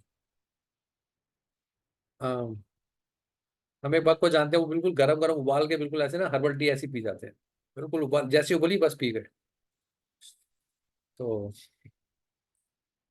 ऐसा खा के जिसको अंदर से अंदर जलन हो, तो रजोगुण का खाना है। इससे क्या होगा? परेशानी, दुख, बीमारी मिलेंगी। तो भगवान कह रहे हैं किस खाने से बीमारी मिलेगी? रजोगुण का खाना खाते हैं इसलिए बीमारी लगती है। सत्वगुण का खाना खाएंगे तो हेल्थ होगी। आयुर्वेद का एक कंसेप्ट होता है, और नेचुरोपैथी में एक कॉन्सेप्ट होता है कि जो खाना ही होता है ना, वही दवाई होती है। दवाई कोई बाहर से नहीं ली जाती। The food is a medicine. सत्वगुण का जो खाना है वो अपने आप में दवाई का काम करता है, अगर सही तरीके से बनाया, सही मसाले, ठीक है, ज्यादा मसाले, ज्यादा तीखा नहीं, ज्यादा नमकीन, ज्यादा गर्म नहीं। गर्म की उसकी तासीर की बात करें, कुछ चीजें बहुत गर्म होती है ना। खजूर लोग कहते हैं गर्म है, खजूर गर्म नहीं होता, ठंडा होता है। अ, तो हर चीज की प्रकृति होती है आयुर्वेद के हिसाब से, कोई शीत प्रकृति के होते हैं, तो ठंडे ठंडे ना फल वगैरह ठंडी चीजें होती हैं, कुछ चीजें गर्म होती हैं। तो क्या कह रहा था मैं, इससे एक बार पहले बात बता था, याद नहीं है। मैं कुछ कह रहा था ना इससे पहले, एक किसी को याद है प्रभु मैं कुछ। प्रभु प्रभु जी, आप कह रहे थे कि इंसान दूसरों के लिए कपड़े पहनता है और अपने मन का नहीं खाता नहीं, अभी इससे पहले, अभी इसी बात से पहले। हम्म, हाँ बीमारियों का कारण, हाँ बीमारियों का कारण खाना होता है। Food is medicine, yes, food is medicine. ऐसा नहीं दवाई लेके ठीक किया जाता है, आपका खाना ही ऐसा होना चाहिए वो दवाई का काम करे। तो बीमारी क्यों लगती है व्यक्ति को? बहुत लोगों के पेट खराब हो जाते हैं, कॉन्स्टिपेशन हो जाता है, अलग अलग शरीर में बीमारी लगती है, वो क्यों? रजोगुण का खाना खाते हैं। ये हेल्थ सेमिनार नहीं, लेकिन भगवान जो बता रहे हैं, सतुगुण का खाना खाएंगे क्या होगा? हेल्थ मिलेगी, आयु बढ़ती रहेगी, सेटिस्फेक्शन रहेगी, कोई बीमारी नहीं लगेगी। इससे खाने को ठीक करना बड़ा जरूरी है। तो बीमारियों का कारण क्या है? कि हमारा खाना ठीक नहीं है। अदरवाइज दवाई लेके बीमारी को ठीक नहीं किया जाता। कोई भी दवाई जबरदस्ती ठीक करती है। दवाई एक एक्सटर्नल एक्सटर्नल सपोर्ट होता है। आयुर्वेद में दवाई एक एक्सटर्नल सपोर्ट है, ताकि अभी शरीर के अंदर इतनी प्राण शक्ति तेज नहीं है, उसको थोड़ा सा एक्सटर्नल सपोर्ट दो, कि शरीर की जो मशीनरी इतने अच्छे से काम नहीं कर रही। लेकिन जो दवाई है वो खाना ही होती है, खाने से ही अपने आप को ठीक करना चाहिए। नेचुरोपैथी एक उनका मैंने कोर्स भी किया था, तो उनके वहाँ पे आश्रम में रह के भी आया मैं, तो वो कहते हैं कोई दवाई की जरूरत नहीं, खाने से ठीक हो जाओगे। उनका उनका कॉन्सेप्ट क्या है? कि जो प्रकृति से आ रहा है बस वो खाना है और कुछ नहीं खाना, डायरेक्ट प्रकृति से जो आ रहा है। ठीक है, सब्जी खा सकते हैं, फल खा सकते हैं। ऐसे लोग दूध के लिए मना करते हैं क्योंकि दूध एक हैवी चीज है, बट प्रॉपर तो दूध के लिए बोलते हैं, तो वो चीज उनका कॉन्सेप्ट अलग है। प्रॉपर दूध पीने से जो दिमाग तेज होता है ना, कृष्ण जो आध्यात्मिक बुद्धि, लिक्विड रिलीजन, आध्यात्मिक बुद्धि तेज होती है। मिल क्या है? Liquid religion. ऑब्वियसली जितना इसका सूत्र अच्छा होगा उतना ज्यादा अच्छा है। हाँ, आगे बढ़ते हैं। सो बीमारियों का कारण है रजोगुण का खाना खाना, ये भगवान बता रहे हैं।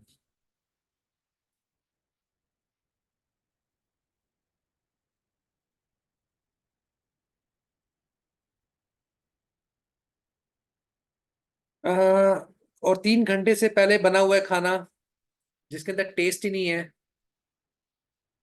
और जो सड़ गया है ना, और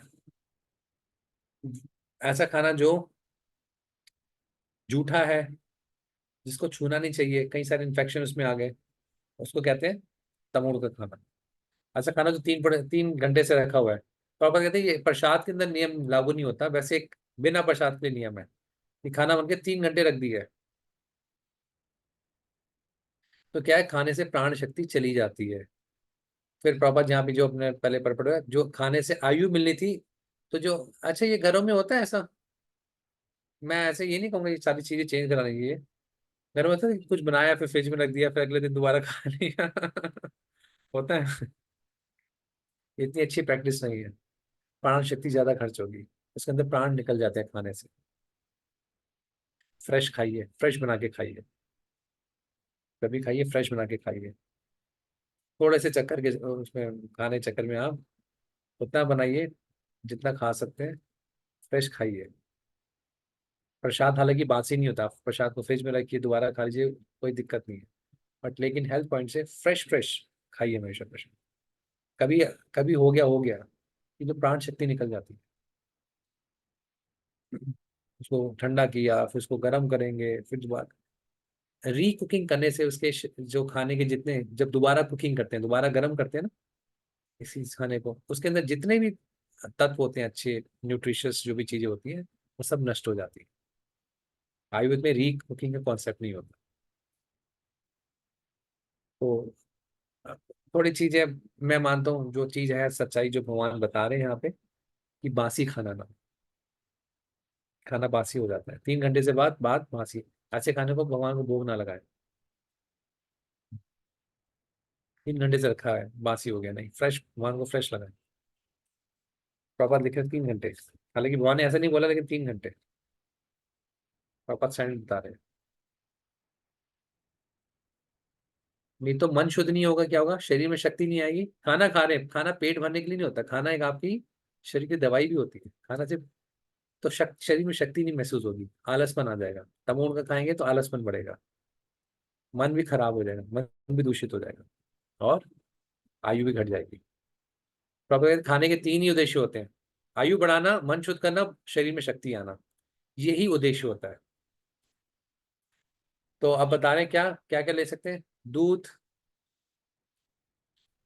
शुगर, राइस, चावल, फ्रूट्स, वेजिटेबल, ये वो उनको खाने चाहिए जो सत्वगुण में है। और दूध के साथ मिला के कई सारी चीजें भी बन जाती है, वो भी खा लीजिए, खीर खा लीजिए, है ना, और कुछ रबड़ी बना लीजिए। और ये कह रहे हैं Prabha, these food are pure in nature, बिल्कुल शुद्ध आहार है। दूध है, बटर बनाया उससे आपने पनीर बनाया, ये एनिमल फैट ले सकते हैं। प्रोटीन किस में मिलता है सबसे ज्यादा? छोलों में। छोले यहाँ पे लिखा है स्प्लिट चीक है, chickpea I think, split peas की क्या कहेंगे इसको, छोले ही कहेंगे ना मेरे ख्याल से।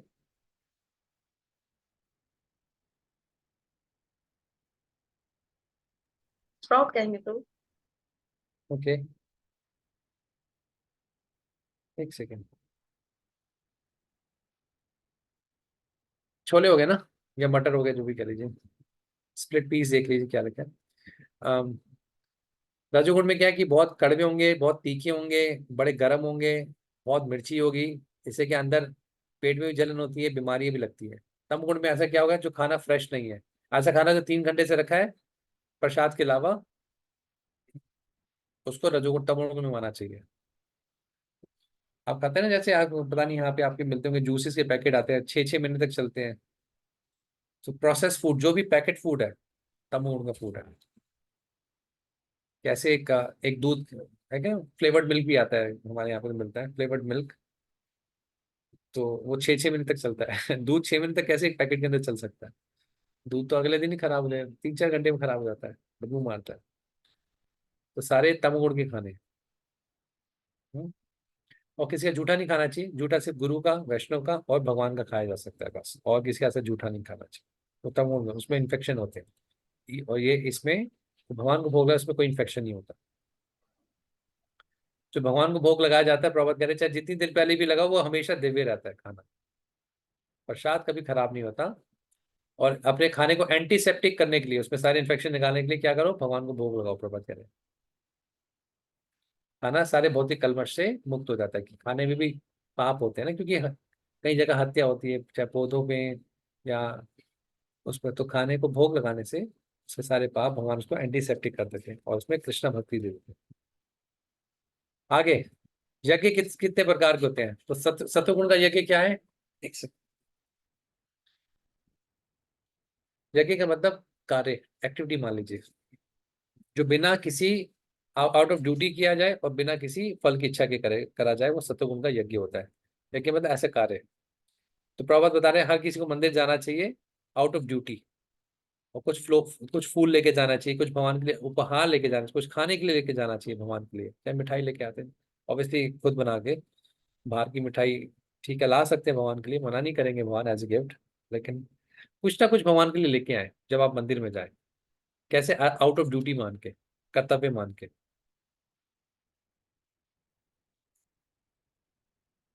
ठीक है, तो मंदिर में जाना चाहिए, एक विग्रह को जो पता नहीं आपके सेंटर में जाते हैं, यहाँ पे वहां पे जो विग्रह है उनको सम्मान दे सके, प्रणाम कर सके। तो ऐसी जो कार्य है, ये जो यज्ञ है वो सत्वगुण का यज्ञ है। यज्ञ मान लीजिए ऐसा कोई कार्य, जो कार्य भगवान की प्रसन्नता के लिए जाए, वो भक्ति हो गया। और यहाँ पे सत्वगुण बता रहे हैं, बट ठीक है, सत्वगुण इज क्लोज टू भक्ति। ठीक, बिना किसी आ, फल के, बिना अपने कर्तव्य मान के कार्य कर रहे हैं। ऐसे कार्य जिसमें आप डीलिंग करते हैं दूसरे या भगवान की पूजा करते हैं किसी भौतिक लाभ के लिए, तो उसको कहते हैं रजोगुण के अंदर बताएं। जब कोई कार्य भौतिक लाभ के लिए जाता है, भगवान के संपर्क में, कोई मंदिर आ रहा है भगवान से मांगने जा रहा है, तो वो रजोगुण हो गया कार्य। वो ये जा रहा है कर्तव्य मान के, वो सिर्फ सतोगुण कार्य है। यज्ञ मतलब कोई भगवान से संपर्क संबंधित कार्य करना। तो ऐसा ऐसा यज्ञ, जो ऐसा कार्य जिसमें कोई प्रसादम का डिस्ट्रीब्यूशन ना हो, कोई शास्त्रीय बात ना मानी जाए, और ब्राह्मणों को एक्चुअली ना यज्ञ, इसको ऐसे मान लीजिए, हम तो ऐसे यज्ञ नहीं कराते है ना। एक तो यहाँ पे जो यज्ञ यज्ञ में आप कोई कराते हैं, तो वैसे जो आप यज्ञ देखते हैं, तो ब्राह्मणों को दान देना चाहिए, प्रसाद का वितरण होना चाहिए, है ना। ऐसा भी कोई आप ऐसा कार्य करते हैं घर में भी, मान लीजिए कोई पूजा कर रहे हैं स्पेशली, तो उसमें प्रसाद बंटना चाहिए। अ, और जो ब्राह्मण कहीं कोई पूजा करने आता है, उसको दान देना चाहिए, जितना आपकी क्षमता है देना चाहिए, जो आप दे सकते हैं जैसी आपकी श्रद्धा, लेकिन खाली हाथ नहीं देना चाहिए किसी ब्राह्मण को। कोई पंडित आए आपके घर में, मुझे नहीं पता आपके पंजाब पाकिस्तान में होते हैं, लेकिन यूजली कौन करे, प्रसादों का डिस्ट्रीब्यूशन होना चाहिए। कोई आप फेस्टिवल कर रहे हैं, घर में कोई उपहार है, प्रसाद सबको बंटना चाहिए, भगवान को भोग लगाना चाहिए। अगर किसी आपने पंडित को या पुजारी को बुलाया, उसको खूब अच्छे से दक्षिणा भी देनी चाहिए, उसको खिला के भेजना चाहिए, ब्राह्मण की सेवा होनी चाहिए। ऐसा कहाँ कहाँ हो सकता है, क्या कहते हैं? हम कौन सा यज्ञ करते हैं? अगर आप संकीर्तन, मुझे नहीं पता पाकिस्तान में संकीर्तन यज्ञ अलाउड है। तो जैसे हम संकीर्तन यज्ञ करते हैं, संकीर्तन यज्ञ का एक मतलब होता है कि जब आप बैठ के भगवान की चर्चा करते हैं, जब आप चर्चा करें वहां पे प्रसाद डिस्ट्रीब्यूशन भी हो जाए, प्रसाद बटे, तो यज्ञ संपूर्ण हो जाता है। आगे,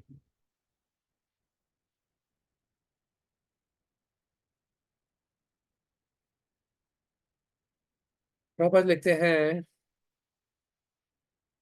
कुछ लोग देवी देवताओं की पूजा इसलिए करते हैं ताकि पैसा और आ जाए, और पैसा जब आता है तो उससे मजे उड़ाते हैं और शास्त्रों को भूल जाते हैं। कह रहे हैं, इस प्रकार का जो धर्म है वो बिल्कुल नकली है। भगवान के पास जाओ, मांगो, मांगे मजे उड़ाओ, मजे उड़ा के भगवान को भूल जाओ, शास्त्रों को भूल जाओ। और फिर और वो कहते हैं हम धार्मिक हैं, हम मंदिर जाते हैं। ये धर्म नहीं होता। धर्म का पालन करना है संतुष्टि के लिए भगवान की, आउट ऑफ ड्यूटी। वो सत्वगुण का है। अब भगवान बता रहे हैं शरीर की तपस्या क्या है। शरीर की तपस्या क्या है, शरीर को कहाँ लगाना चाहिए? भगवान की सेवा में, ब्राह्मणों की सेवा में, गुरु की सेवा में, गुरु की पूजा में, और अपने माता पिता की सेवा में। शरीर को साफ रखना चाहिए, सिंपल रखना चाहिए, ब्रह्मचर्य का पालन करना चाहिए और अहिंसा का पालन करना चाहिए। शरीर की तपस्या है।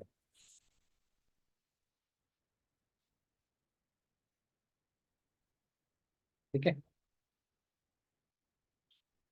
हर किसी को अपने अंदर से और बाहर से साफ रखना चाहिए। बाहर सफाई नहा के, अंदर से हरे कृष्ण नाम का जप करके। हर किसी को अपने आप को सिंपल बनाना चाहिए अपने बिहेवियर में, और ऐसा कोई कार्य नहीं करना जो शास्त्रों में नहीं लिखा।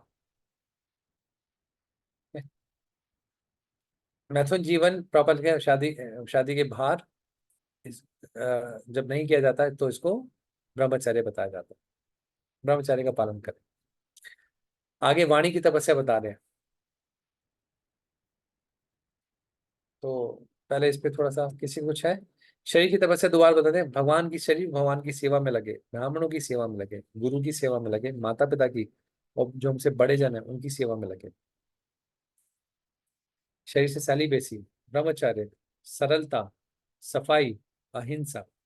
इस शरीर से दूसरों को किसी को कष्ट ना पहुंचे, अहिंसा का पालन करें। ये शरीर की तपस्या है। अब आती है वाणी की तपस्या। शब्द कैसे बोलने चाहिए? जब भी बोले सच बोले। सच कैसे बोले? और मधुरता से बोले। और किस लिए बोले? दूसरे के फायदे के लिए बोले, और दूसरे को परेशान ना करें, ऐसे शब्द बोले। ये वाणी की तपस्या। भगवान कह रहे हैं वाणी का प्रयोग कैसे करो कि सच बोलो, हमेशा सच बोलो, झूठ मत बोलो। कहते हैं ना जी अभी, अरे कहाँ पे हैं? अभी आ रहा हूँ, बस आ रहा हूँ, पहुंचने वाला है ना। कभी होता है ना, छोटी छोटी बात में टोपी बनाते हैं, झूठ बोलते हैं। बस कहाँ पे हो? अभी निकला भी नहीं होते। तो छोटी छोटी बात पे बात घुमाना। सच बोले, वाणी की तपस्या सच बोले, मधुरता से बोले, दूसरों के लाभ के लिए बोले, और क्या है, किसी को कष्ट ना पहुंचाए। वाणी की तपस्या क्या है? हमेशा शास्त्रों का उच्चारण करें, श्लोक का उच्चारण करें, शास्त्रों को पढ़ें, उसको दोहराएं। ये वाणी की तपस्या है। ये करेंगे तो वाणी कंट्रोल रहेगी, नहीं तो ये सबसे ज्यादा बोलती है। जितना व्यक्ति ज्यादा बोलेगा उतना उसका मन चंचल होता है। रोम बात तो कुछ पूछना चाहते हैं? हरे कृष्णा प्रभु जी अक्सर, अब जैसे हमारी आज क्लास है, तो अगर क्लास में मेरी छुट्टी है, लेकिन छुट्टी के दौरान भी फोन आ जाते हैं ड्यूटी से, डॉक्टर साहब आप आ जाओ, आज दूसरा डॉक्टर नहीं आया तो मरीज परेशान हो रहे हैं, आप आ जाओ। तो फिर हमें थोड़ा झूठ बोलना पड़ता है कि भाई अभी मैं बाहर हूँ, शहर से बाहर हूँ, इधर हूँ उधर हूँ। तो या ड्यूटी के लिए कभी परेशानी हो जाती है तो फिर हम बोलते हैं भाई मैं पहुंचने वाला हूँ, नजदीक हूँ, भले ही घर से नहीं निकला हूँ, लेकिन झूठ बोलना पड़ता है। तो फिर इसका मतलब तो ये हुआ है प्रभु जी, हम भी फिर हैं, चोर हैं हम भी। कभी कभी क्या होता है, जब बाहर के लोग इतने घुमाने की आदत होती है तो भक्तों को भी घुमाना शुरू हो जाते हैं। हाँ जी। नहीं बाहर की, चलो हम कहते हैं चलो भगवान की सेवा के लिए झूठ बोल सकते हैं जी, ऐसा हो गया जी, ऐसा हो गया जी। लेकिन क्या दिक्कत क्या होती है उसमें? हमेशा झूठ बोलने की आदत जब लग जाती है ना, तो भक्तों को भी घुमाने की एक दिन आदत हो जाती है ना। नहीं, ये तो अपराध, भगवान बचाए से अपराध से, तो इसमें बचना धरती तो है माता, इससे। धरती माता बताती हैं, मैं हर व्यक्ति का, भागवतम में आता है, शायद पृथ्वी महाराज के केस में आता है, कि मैं हर किसी व्यक्ति का भार उठा सकती हूँ, लेकिन झूठे व्यक्ति का भार नहीं उठाया जाता। वो मुझे एक भार लगता है ना। धरती माता कहती है, भागवतम में सुना है आपने 4th कंटो में, मुझसे हर किसी का भार उठाया जाता है, लेकिन ऐसा व्यक्ति जो झूठ बोलता है उसका भार मुझसे नहीं उठाया जाता। सच बोले, वाणी की तपस्या, सच बोलना सीखे। कभी भी भगवान की सेवा के लिए आपको करना पड़ सकता है, तो वास्तव में देखिए वो सेवा हो रही है कि नहीं हो रही, जैसे झूठ बोले जा रहे हैं। और ये झूठ भक्तों के बीच में भी आ रहा है फिर। तो बरसानी मान जी कुछ कहना चाह रहे हैं? प्रभु जी तो हमने सुना है भागवतम में धरती माता के बारे में। धरती बारे में क्या क्या लिखा है? सुना है आपने? हाँ। जी जी। गुड। तो जितना हो सके ये देखिए, कभी कभी सोचते हैं ना युक्त वैराग्य, हर कुछ भगवान की सेवा में लगता है, झूठ बोल दीजिए कोई बात नहीं। देख लीजिए, ये चीज थोड़ी सी तलवार है कहीं, जो माहिर है वो यूज करें। ठीक है, कभी भगवान की सेवा के लिए आपको कुछ बोलना बोलना पड़ सकता है बाहर के लोगों के लिए, मैं मानता हूँ, लेकिन वो आदत ना बन जाए हमेशा की। दूसरा, वो आदत और चीजों में ना फैल जाए, हमारी ऑथेंटिसिटी ना खत्म हो जाए, हमारे अंदर सच्चाई ना खत्म हो जाए, ऐसा ना हो जाए। ठीक है। हरे कृष्णा प्रभु जी, कभी सच जो बोलते हैं तो सच में हमें सजाएं भी मिली हैं प्रभु जी। सच बोलने पर ही सजाएं भी मिली हैं। तो बहुत, आदमी अगर जाए तो इस कली में कहाँ जाए प्रभु जी। कोई बात नहीं है, झूठ बोलने की और ज्यादा सजा मिलती है, क्योंकि हमें रिएक्शन दिखता हुआ नहीं मिलता ना। कभी सच बोल के इमीडिएट रिएक्शन मिल गया, लेकिन झूठ बोलने का जो रिएक्शन, जो सफरिंग होती है, वो वो हम रिलेट नहीं कर पाते कि मेरे को आज जो पीड़ा मिल रही है, मैंने क्या क्या झूठ बोला था। सच बोलने की कम सजा मिलेगी, झूठ बोलने की बहुत सजा मिलती है। शायद इमीडिएट ना मिले, बाद में मिले, कई गुना ज्यादा मिल सकती है। झूठ बोलने का रिएक्शन है ना, तभी तो धरती माता क्यों कह रही है।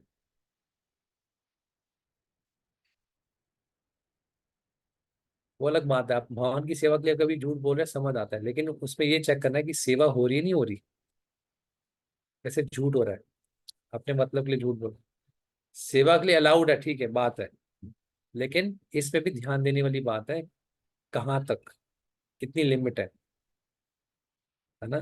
कहीं कहीं देखो, आप झूठ बोल के चले गए, आपके लिए सेवा हो गई, लेकिन पकड़े गए, बदनामी किसकी होगी, कि भगवान के नाम पे झूठ बोल के जाते थे। समझ रहे हैं? हम कहते थे झूठ बोल के आ जाओ, यहाँ से झूठ बोल के, किसी दिन पकड़े गए तो कहेंगे ये जाके सीखते हो मंदिर में, लोगों का विश्वास हो जाता है ना। ठीक है, आगे बढ़ते हैं, सच बोले। और ये ठीक है, इसका इसकी इसकी एक्सट्रीम ये नहीं कहूंगा हमेशा ही सच बोले, ऑब्वियसली भगवान के लिए कभी कभी करना पड़ सकता है, लेकिन वो बहुत ध्यानपूर्वक करें। और देखते हैं जहां झूठ बोलेंगे मन शांत नहीं रहेगा, परेशान होता रहेगा। हम्म किसी को ऐसे वाक्य नहीं बोलने चाहिए जिससे उसका दूसरों का मन खराब हो। टीचर अगर सच बोलना पड़ सकता है अपने अपने शिक्षक को सुधारने के लिए, कभी गुरु को, कभी आप किसी का मार्गदर्शन करते हैं, आपको सच बोलना पड़ता है सुधारने के लिए, लेकिन ऐसे ना बोले जिससे उनका मन असंतुष्ट हो जाए। हम्म जब भी हम बोले आध्यात्मिक मार्ग में, इस प्रकार से बोला जाता है कि ताकि हम हमेशा शास्त्रों के को कोट करके बोले, और जब बात करें तो ऐसी बात करें दूसरों के कानों पे हमारे लिए भी बड़ा मधुर लगे, और दूसरों का फायदा भी हो सके, इस प्रकार से बोले। मन की तपस्या, संतुष्टि। एक सेकेंड।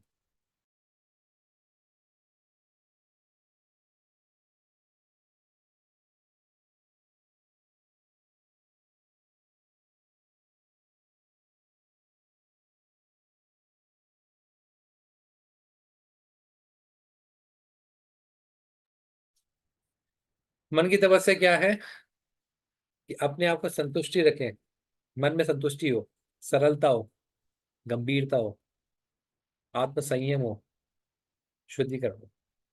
मन संतुष्ट नहीं होता ना कभी कभी,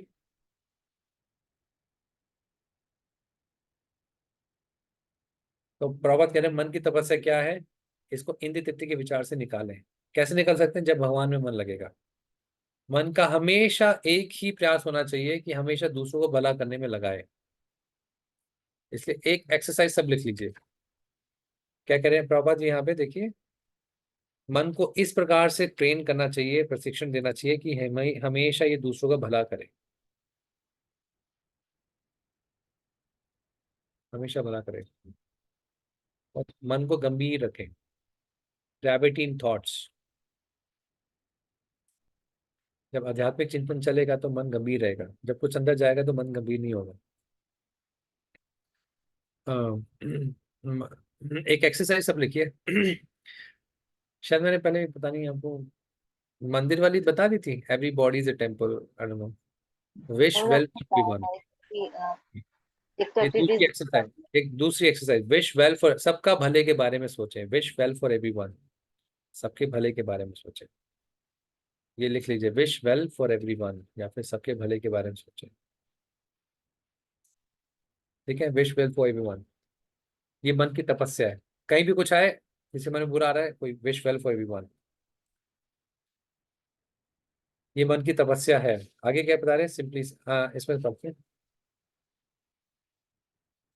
ग्रेविटी इन थॉट्स, मन में गंभीरता होनी चाहिए। कैसे? मन को शास्त्र चिंतन में लगाइए, सेवा में दिमाग लगाइए, कृष्णा कृष्णा से मन को कभी नहीं निकलने दीजिए, इन सब चीजों से बचाइए।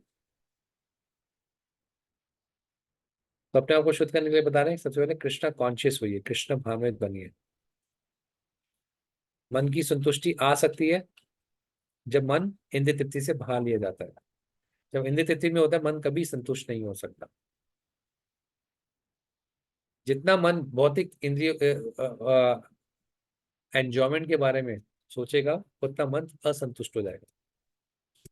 ठीक है, और सबसे अच्छा है मन को शास्त्रों को पढ़ने में लगाइए, ताकि मन शुद्ध हो सके, और मन के अंदर सारा जो दोगलापन होता है, मन में दोगलापन होता है, दिखाते कुछ है करते कुछ है, वो सबके मन में ही होता है, वो निकल सके। ताकि शास्त्रों में अपने मन को लगाइए, मन शुद्ध होगा। साइलेंस का मतलब प्रभाव करें ऐसे कि चुप हो जाए बिल्कुल। साइलेंस का मतलब हमेशा कृष्ण के बारे में सोचते रहें, और आप जितना हो समय हो अपनी डीलिंग में व्यक्ति को बड़ा स्ट्रेट फॉरवर्ड होना चाहिए, स्पष्ट होना चाहिए। आगे चैरिटी, तीन तीन गुणों के हिसाब से दान कैसे दें? ऐसे ऐसा दान बिना किसी लाभ के और भगवान की सेवा के लिए दिया जाए, भगवान के फायदे मतलब भगवान के लिए दिया जाए, वो सत्वगुण में होता है। और ऐसा दान जो अहंकारवश दिया जाए, मान सम्मान की इच्छा से दिया जाए, लोग मेरे को पूजे, तो ऐसा दान रजोगुण का दान है। और ये भगवान कह रहे हैं, ये कभी परमानेंट नहीं रहता। कुछ लोग कहते हैं ना, लोग अपने पैर धुलवाते हैं ताकि दूसरों को पैसा दें, अपने नौकर बना के घुमा के रखते हैं। अब मेरे को बस लोग पूछते रहे, मैं दान दूंगा तो मेरे को लोग पूछते रहे, अहंकार की भावना से, अपने मान सम्मान की भावना से, तो रजोगुण का दान है। और प्रभात कह रहे हैं इसका रिजल्ट टेम्परेरी होगा, हमेशा के लिए नहीं रहेगा। और ऐसा दान जो बिना सोचे समझे किया जाए, और सॉरी सॉरी सॉरी, दान की बात नहीं हो रही, तपस्या की बात हो रही है। समझ गया, मैं क्षमा चाहूंगा आपसे, मैं थोड़ा गलत पढ़ लिया, मैंने आगे थोड़ा सा पढ़ लिया था। अभी तपस्या की बात हो रही है, सॉरी। मैं कहाँ पे था? श्लोक नंबर 17 पे थे। तपस्या, ऐसी तपस्या जो बिना, वही मैं देख रहा हूँ, इसमें तात्पर्य क्यों नहीं है? ऐसी तपस्या जो बिना लाभ के किया जाए और भगवान के लिए किया जाए, जैसे काशी व्रत रखते हैं, सत्वगुण की तपस्या। और ऐसी तपस्या जो गर्व घमंड के कारण किया जाए और मान सम्मान पाने के लिए किया जाए। बहुत लोग तपस्या करते हैं ना, बहुत लोग बॉडी बनाते हैं, बड़ी तपस्या लगती है ताकि अच्छी बॉडी होगी, दूसरा स्त्रियां मुझे देखेंगी। या फिर कुछ लोग अ, हम देखते हैं भारत में ऐसे कई साधुगण हैं जो सुबह 4 बजे उठ के नहाते हैं ठंडे पानी से सर्दी में, ताकि सम्मान मिल सके कुछ लोगों से। तो ऐसी तपस्या जिससे लोगों को आकर्षित करने की जाती है, मान सम्मान पाने के लिए, तो वो क्या है? रजोगुण की है। ठीक है, इसका ज्यादा लाभ नहीं होता। और ऐसी तपस्या जो जिसमें लोग अपने आप को टॉर्चर करते हैं, अपने अपने शरीर को कष्ट पहुंचाते हैं, दूसरों को कष्ट पहुंचाते हैं, वो है तमोगुण की तपस्या। आप ऐसी तपस्या जानते हैं लोग क्या क्या करते हैं, कैसे कैसे कष्ट पहुंचाते हैं? कुछ मैंने सोच लिया कि मुझे इतना अमीर व्यक्ति बनना है, अपने साथ खुद भी अपने आप को झोंक देते हैं, साथ में अपने जो टीम मेंबर्स को भी बहुत काम करवाते हैं, तो अपने आप को भी टॉर्चर करते हैं, दूसरों को बहुत कड़ी मेहनत करते हैं, तपस्या करते हैं उस प्रकार से। तो ये तमोगुण की होगी। आगे बढ़ते हैं, श्लोक नंबर 20। अब लेते हैं कुछ लोग ऐसी तपस्या करते हैं कि ऐसा पाना चाहते हैं जो जिसको पाना ही नामुमकिन होता है और उसके पीछे भागते रहते हैं। तो ऐसी तपस्या क्या? तमोगुण की तपस्या। श्लोक नंबर 20। अब तीन तीन प्रकार के दान, ऐसा दान जो अब कर्तव्य की भावना से दिए जाए, बिना किसी फल की इच्छा से, सही समय पे सही स्थान पे दिया जाए और सही व्यक्ति को दिया जाए, तो ऐसा दान सत्वगुण का दान होता है। ठीक। हाँ, तो जैसे शास्त्रों में बताया कि दान देना चाहिए, गृहस्थों को दान देना चाहिए ताकि हमारे कर्म शुद्ध हों, और बेसिकली भगवान की सेवा के लिए देना चाहिए। और प्रभात बता रहे शास्त्रों में ही बताया गया है कि दान हर किसी को नहीं देना चाहिए, सही समय पर देना चाहिए। जैसे प्रभात बता रहे हैं कि चंद्र ग्रहण सूर्य ग्रहण भी बताया जाता है ऐसे। वैष्णव, सही व्यक्ति को वैष्णव को देना चाहिए भगवान की सेवा के लिए, और बिना किसी लाभ के कि मैं दान दे रहा हूं तो मुझे भगवान और इतना पैसा देंगे, उसके नहीं। कभी कभी गरीबी को खाना या दान दिया जाता है करुणावश, लेकिन अगर वो गरीब दान लेने के योग्य नहीं है तो उससे कुछ आध्यात्मिक लाभ नहीं मिलेगा।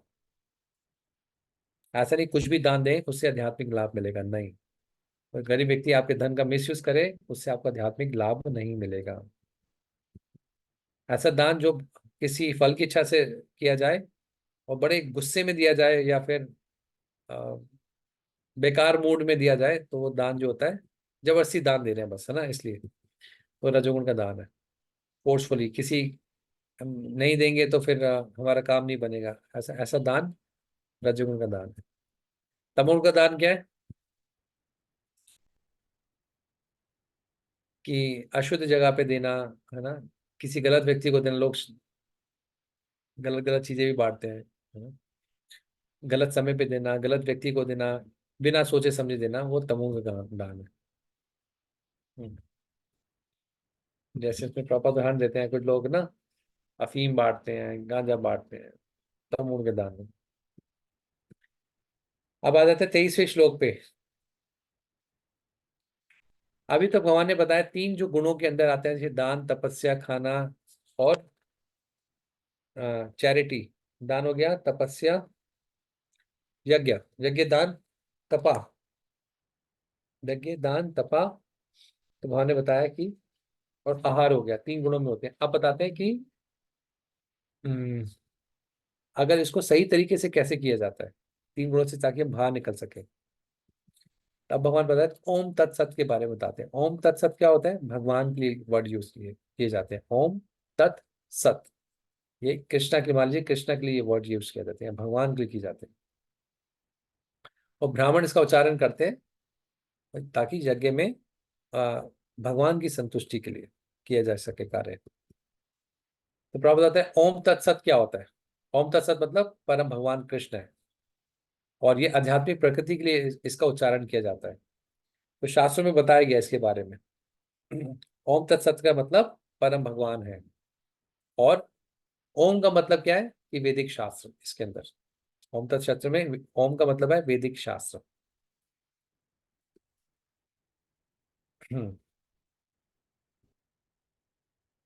बेसिकली अब आगे के जो श्लोक आएंगे इसमें भगवान क्या बता रहे हैं कि यही जो यज्ञ ज्ञान तपा, तीनों चीजें हैं, यज्ञ ज्ञान तपा, भगवान की खुशी के लिए कीजिए ताकि आपको परमानेंट लाभ मिल सके और आप इस भौतिक जगत से मुक्त हो सके।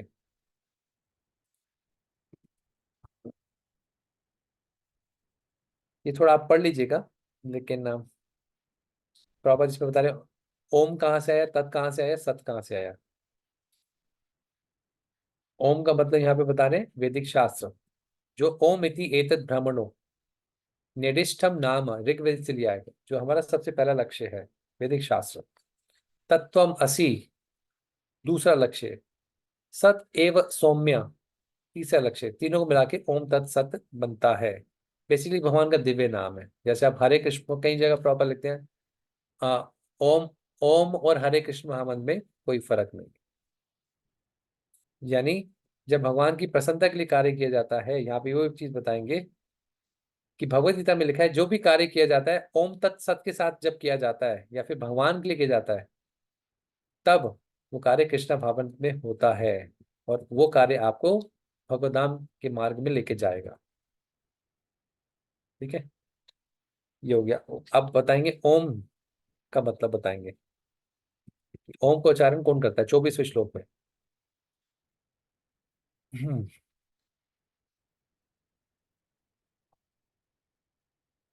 ओम का शब्द का उच्चारण वो व्यक्ति करते हैं जो यज्ञ, दान और तपा करते हैं भगवान की प्रसन्नता के लिए। यहाँ पे लिखा है ओम का उच्चारण वो करते हैं जो भगवान की प्रसन्नता के लिए यज्ञ, दान, तपा करते हैं, तब वो कार्य दिव्य हो जाता है। या फिर ओम की जगह प्रभुपाद जी बताते हैं हरे कृष्ण महामंत्र, दिव्य ध्वनि, जो एक हरे कृष्ण महामंत्र ध्वनि भी है। तत् का प्रयोग कौन करता है? जो इस भौतिक जगत से मुक्त होना चाहते हैं यज्ञ, दान, तपा करके, और वो अपने इस यज्ञ, दान, तपा से कुछ लाभ नहीं चाहते, वो तत् का उपयोग करते हैं, तत् शब्द उच्चारण करते हैं। पापा लिख रहे हैं कि जो कार्य करना चाहिए भगवत धाम की प्राप्ति करने के लिए कार्य करना चाहिए। सत का उपयोग कौन करते हैं? सद्भावे, सद्भावे साधु भावे च, श्लोक में आता है। सद्भाव कौन है? भगवान कृष्ण। साधु भाव कौन है? जो जो कर रहा है, जो नाम ले रहा है, ये आता है इसमें। एक सद्भावे,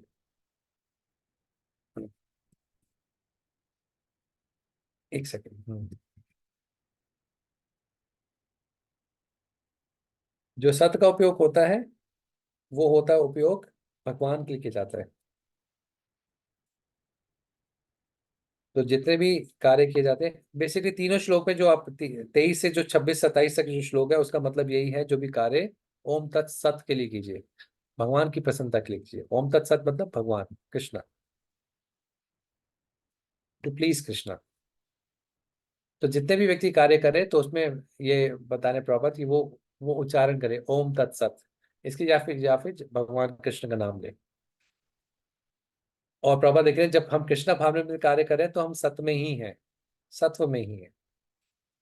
तो जो कृष्ण कृष्ण के लिए हमेशा कॉन्शियस है वो वैसे साधु है।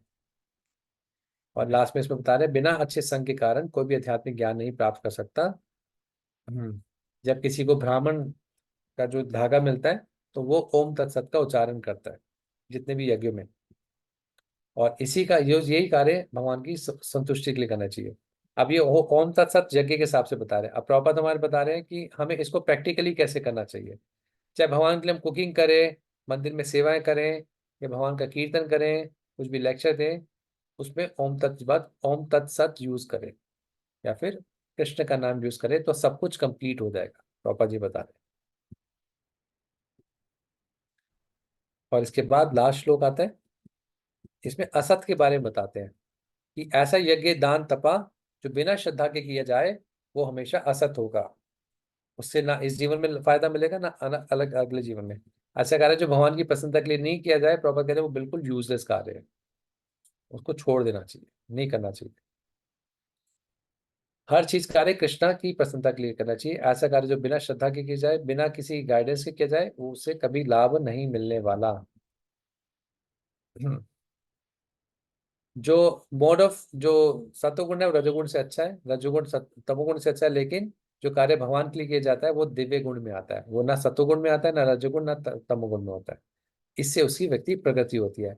ये तभी हो सकता है जब व्यक्ति को कृष्ण भाव में एक शुद्ध भक्त का संग मिले।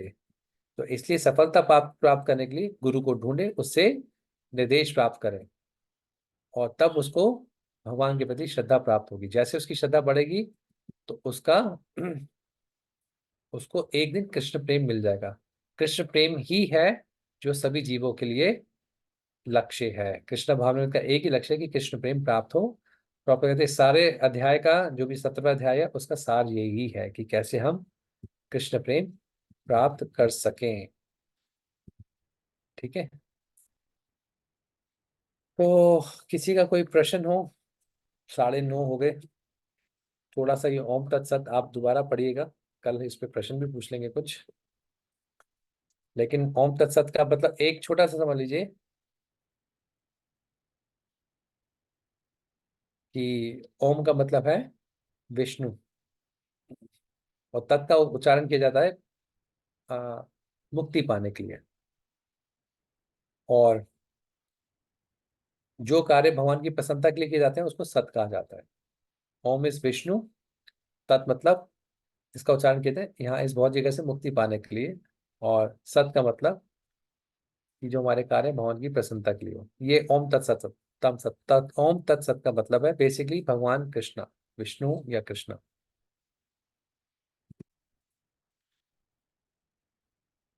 हम्म, ठीक है जी। आप कोई किसी को कुछ प्रश्न हो पूछिए।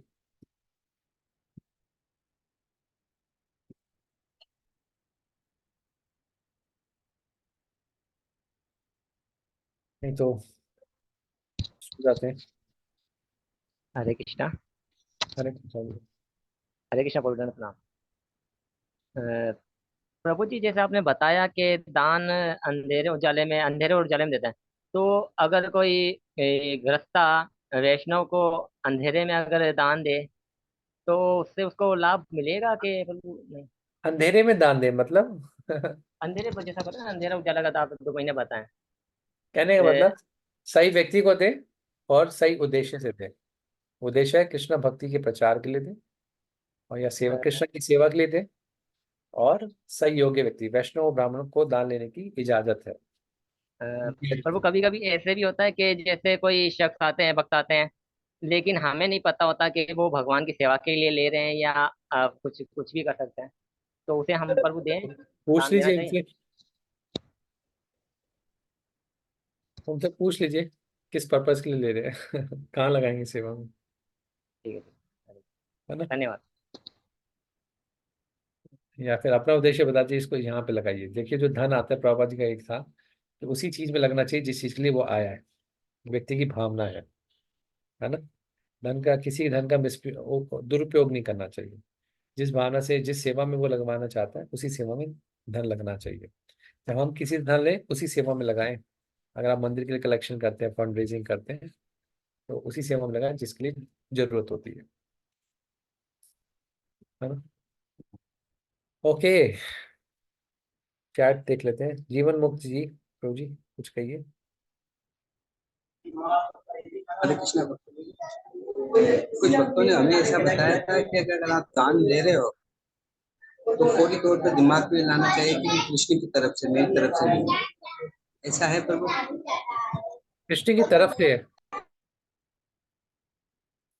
दान देने आप भगवान की खुशी के लिए, समझ के लिए दीजिए। जो प्रभु, भगवान ने दिया है, जैसे भगवान किसी के को पास दे रहे आप हाथ में दान करते। बहुत शोर आ रहा है। आप लिख के क्वेश्चन पूछ लिया, तो बहुत शोर आ रहा है। तो दान कृष्ण की प्रशंसा के लिए दे रहे हैं। ओके ओके, और कोई। यस माता जी। जी हरे कृष्णा प्रभु जी। सम टाइम ऐसा होता है कि जैसे कोई फ्रेंड हो हमारी, तो अभी वो दान उसको नहीं पता, वो कहती है कि भाई मैं तो गरीबों को दे रही हूँ, इस तरह से। लेकिन अगर उसे कुछ बता कर या थोड़ा मोटिवेट करके हम बोले कि कृष्ण की सेवा में लगाया जाए, तो ये तो क्या जबरदस्ती वाला होगा हिसाब, या कैसे होगा? देखिए, पहली बार जाए व्यक्ति से दान में पैसे मत मांगिए पहले संबंध बनाइए, है ना। जब ऐसे किसी को कन्विंस करने की कोशिश मत कीजिए पैसे के चक्कर में, है ना। पहले व्यक्ति को प्रचार कीजिए, प्रसाद दीजिए। जाते सीधे पैसे मांग ले, वो ठीक नहीं है। वो भी आपको अप्रिशिएट नहीं करेगा कि मेरे पे पीछे पड़े हैं ताकि मैं पैसे खींच सके, समझे। पहले व्यक्ति को प्रचार करने की कोशिश कीजिए। जब आपसे जुड़ेगा, दान दे देगा वो। और कभी कभी हमें कुछ लोगों को अप्रोच करना पड़ता है धन के लिए भी। लेकिन कोशिश करो कि पहले प्रचार कीजिए थोड़ा सा। उसको ये ना लगे सिर्फ पैसे, मेरे पीछे पैसे के लिए पड़े हैं। तो फिर वो व्यक्ति मोटिव पढ़ लेता है, तो फिर वो समझता है ये भी लोग ऐसे ही हैं हर कोई पैसे मांग रहा है तो भी आप पैसे मांग रहे हैं। पहले प्रचार करने की कोशिश कीजिए। और कुछ उसको गीता का प्रचार कीजिए, कुछ उसको प्रसाद दीजिए, कुछ गिफ्ट दे सकते हैं वो दे दीजिए। उसके बाद वो नहीं भी दान देता तो ये मत सोचिए मेरी इन्वेस्टमेंट खराब चली गई हमारा पैसा वेस्ट चला गया। आप प्रचार की भावना रखिए, पैसा आ जाएगा। भक्ति साहब ठाकुर बताते थे कि कृष्ण की सेवा अच्छे से कीजिए, पैसे की कभी कमी नहीं आएगी, है ना।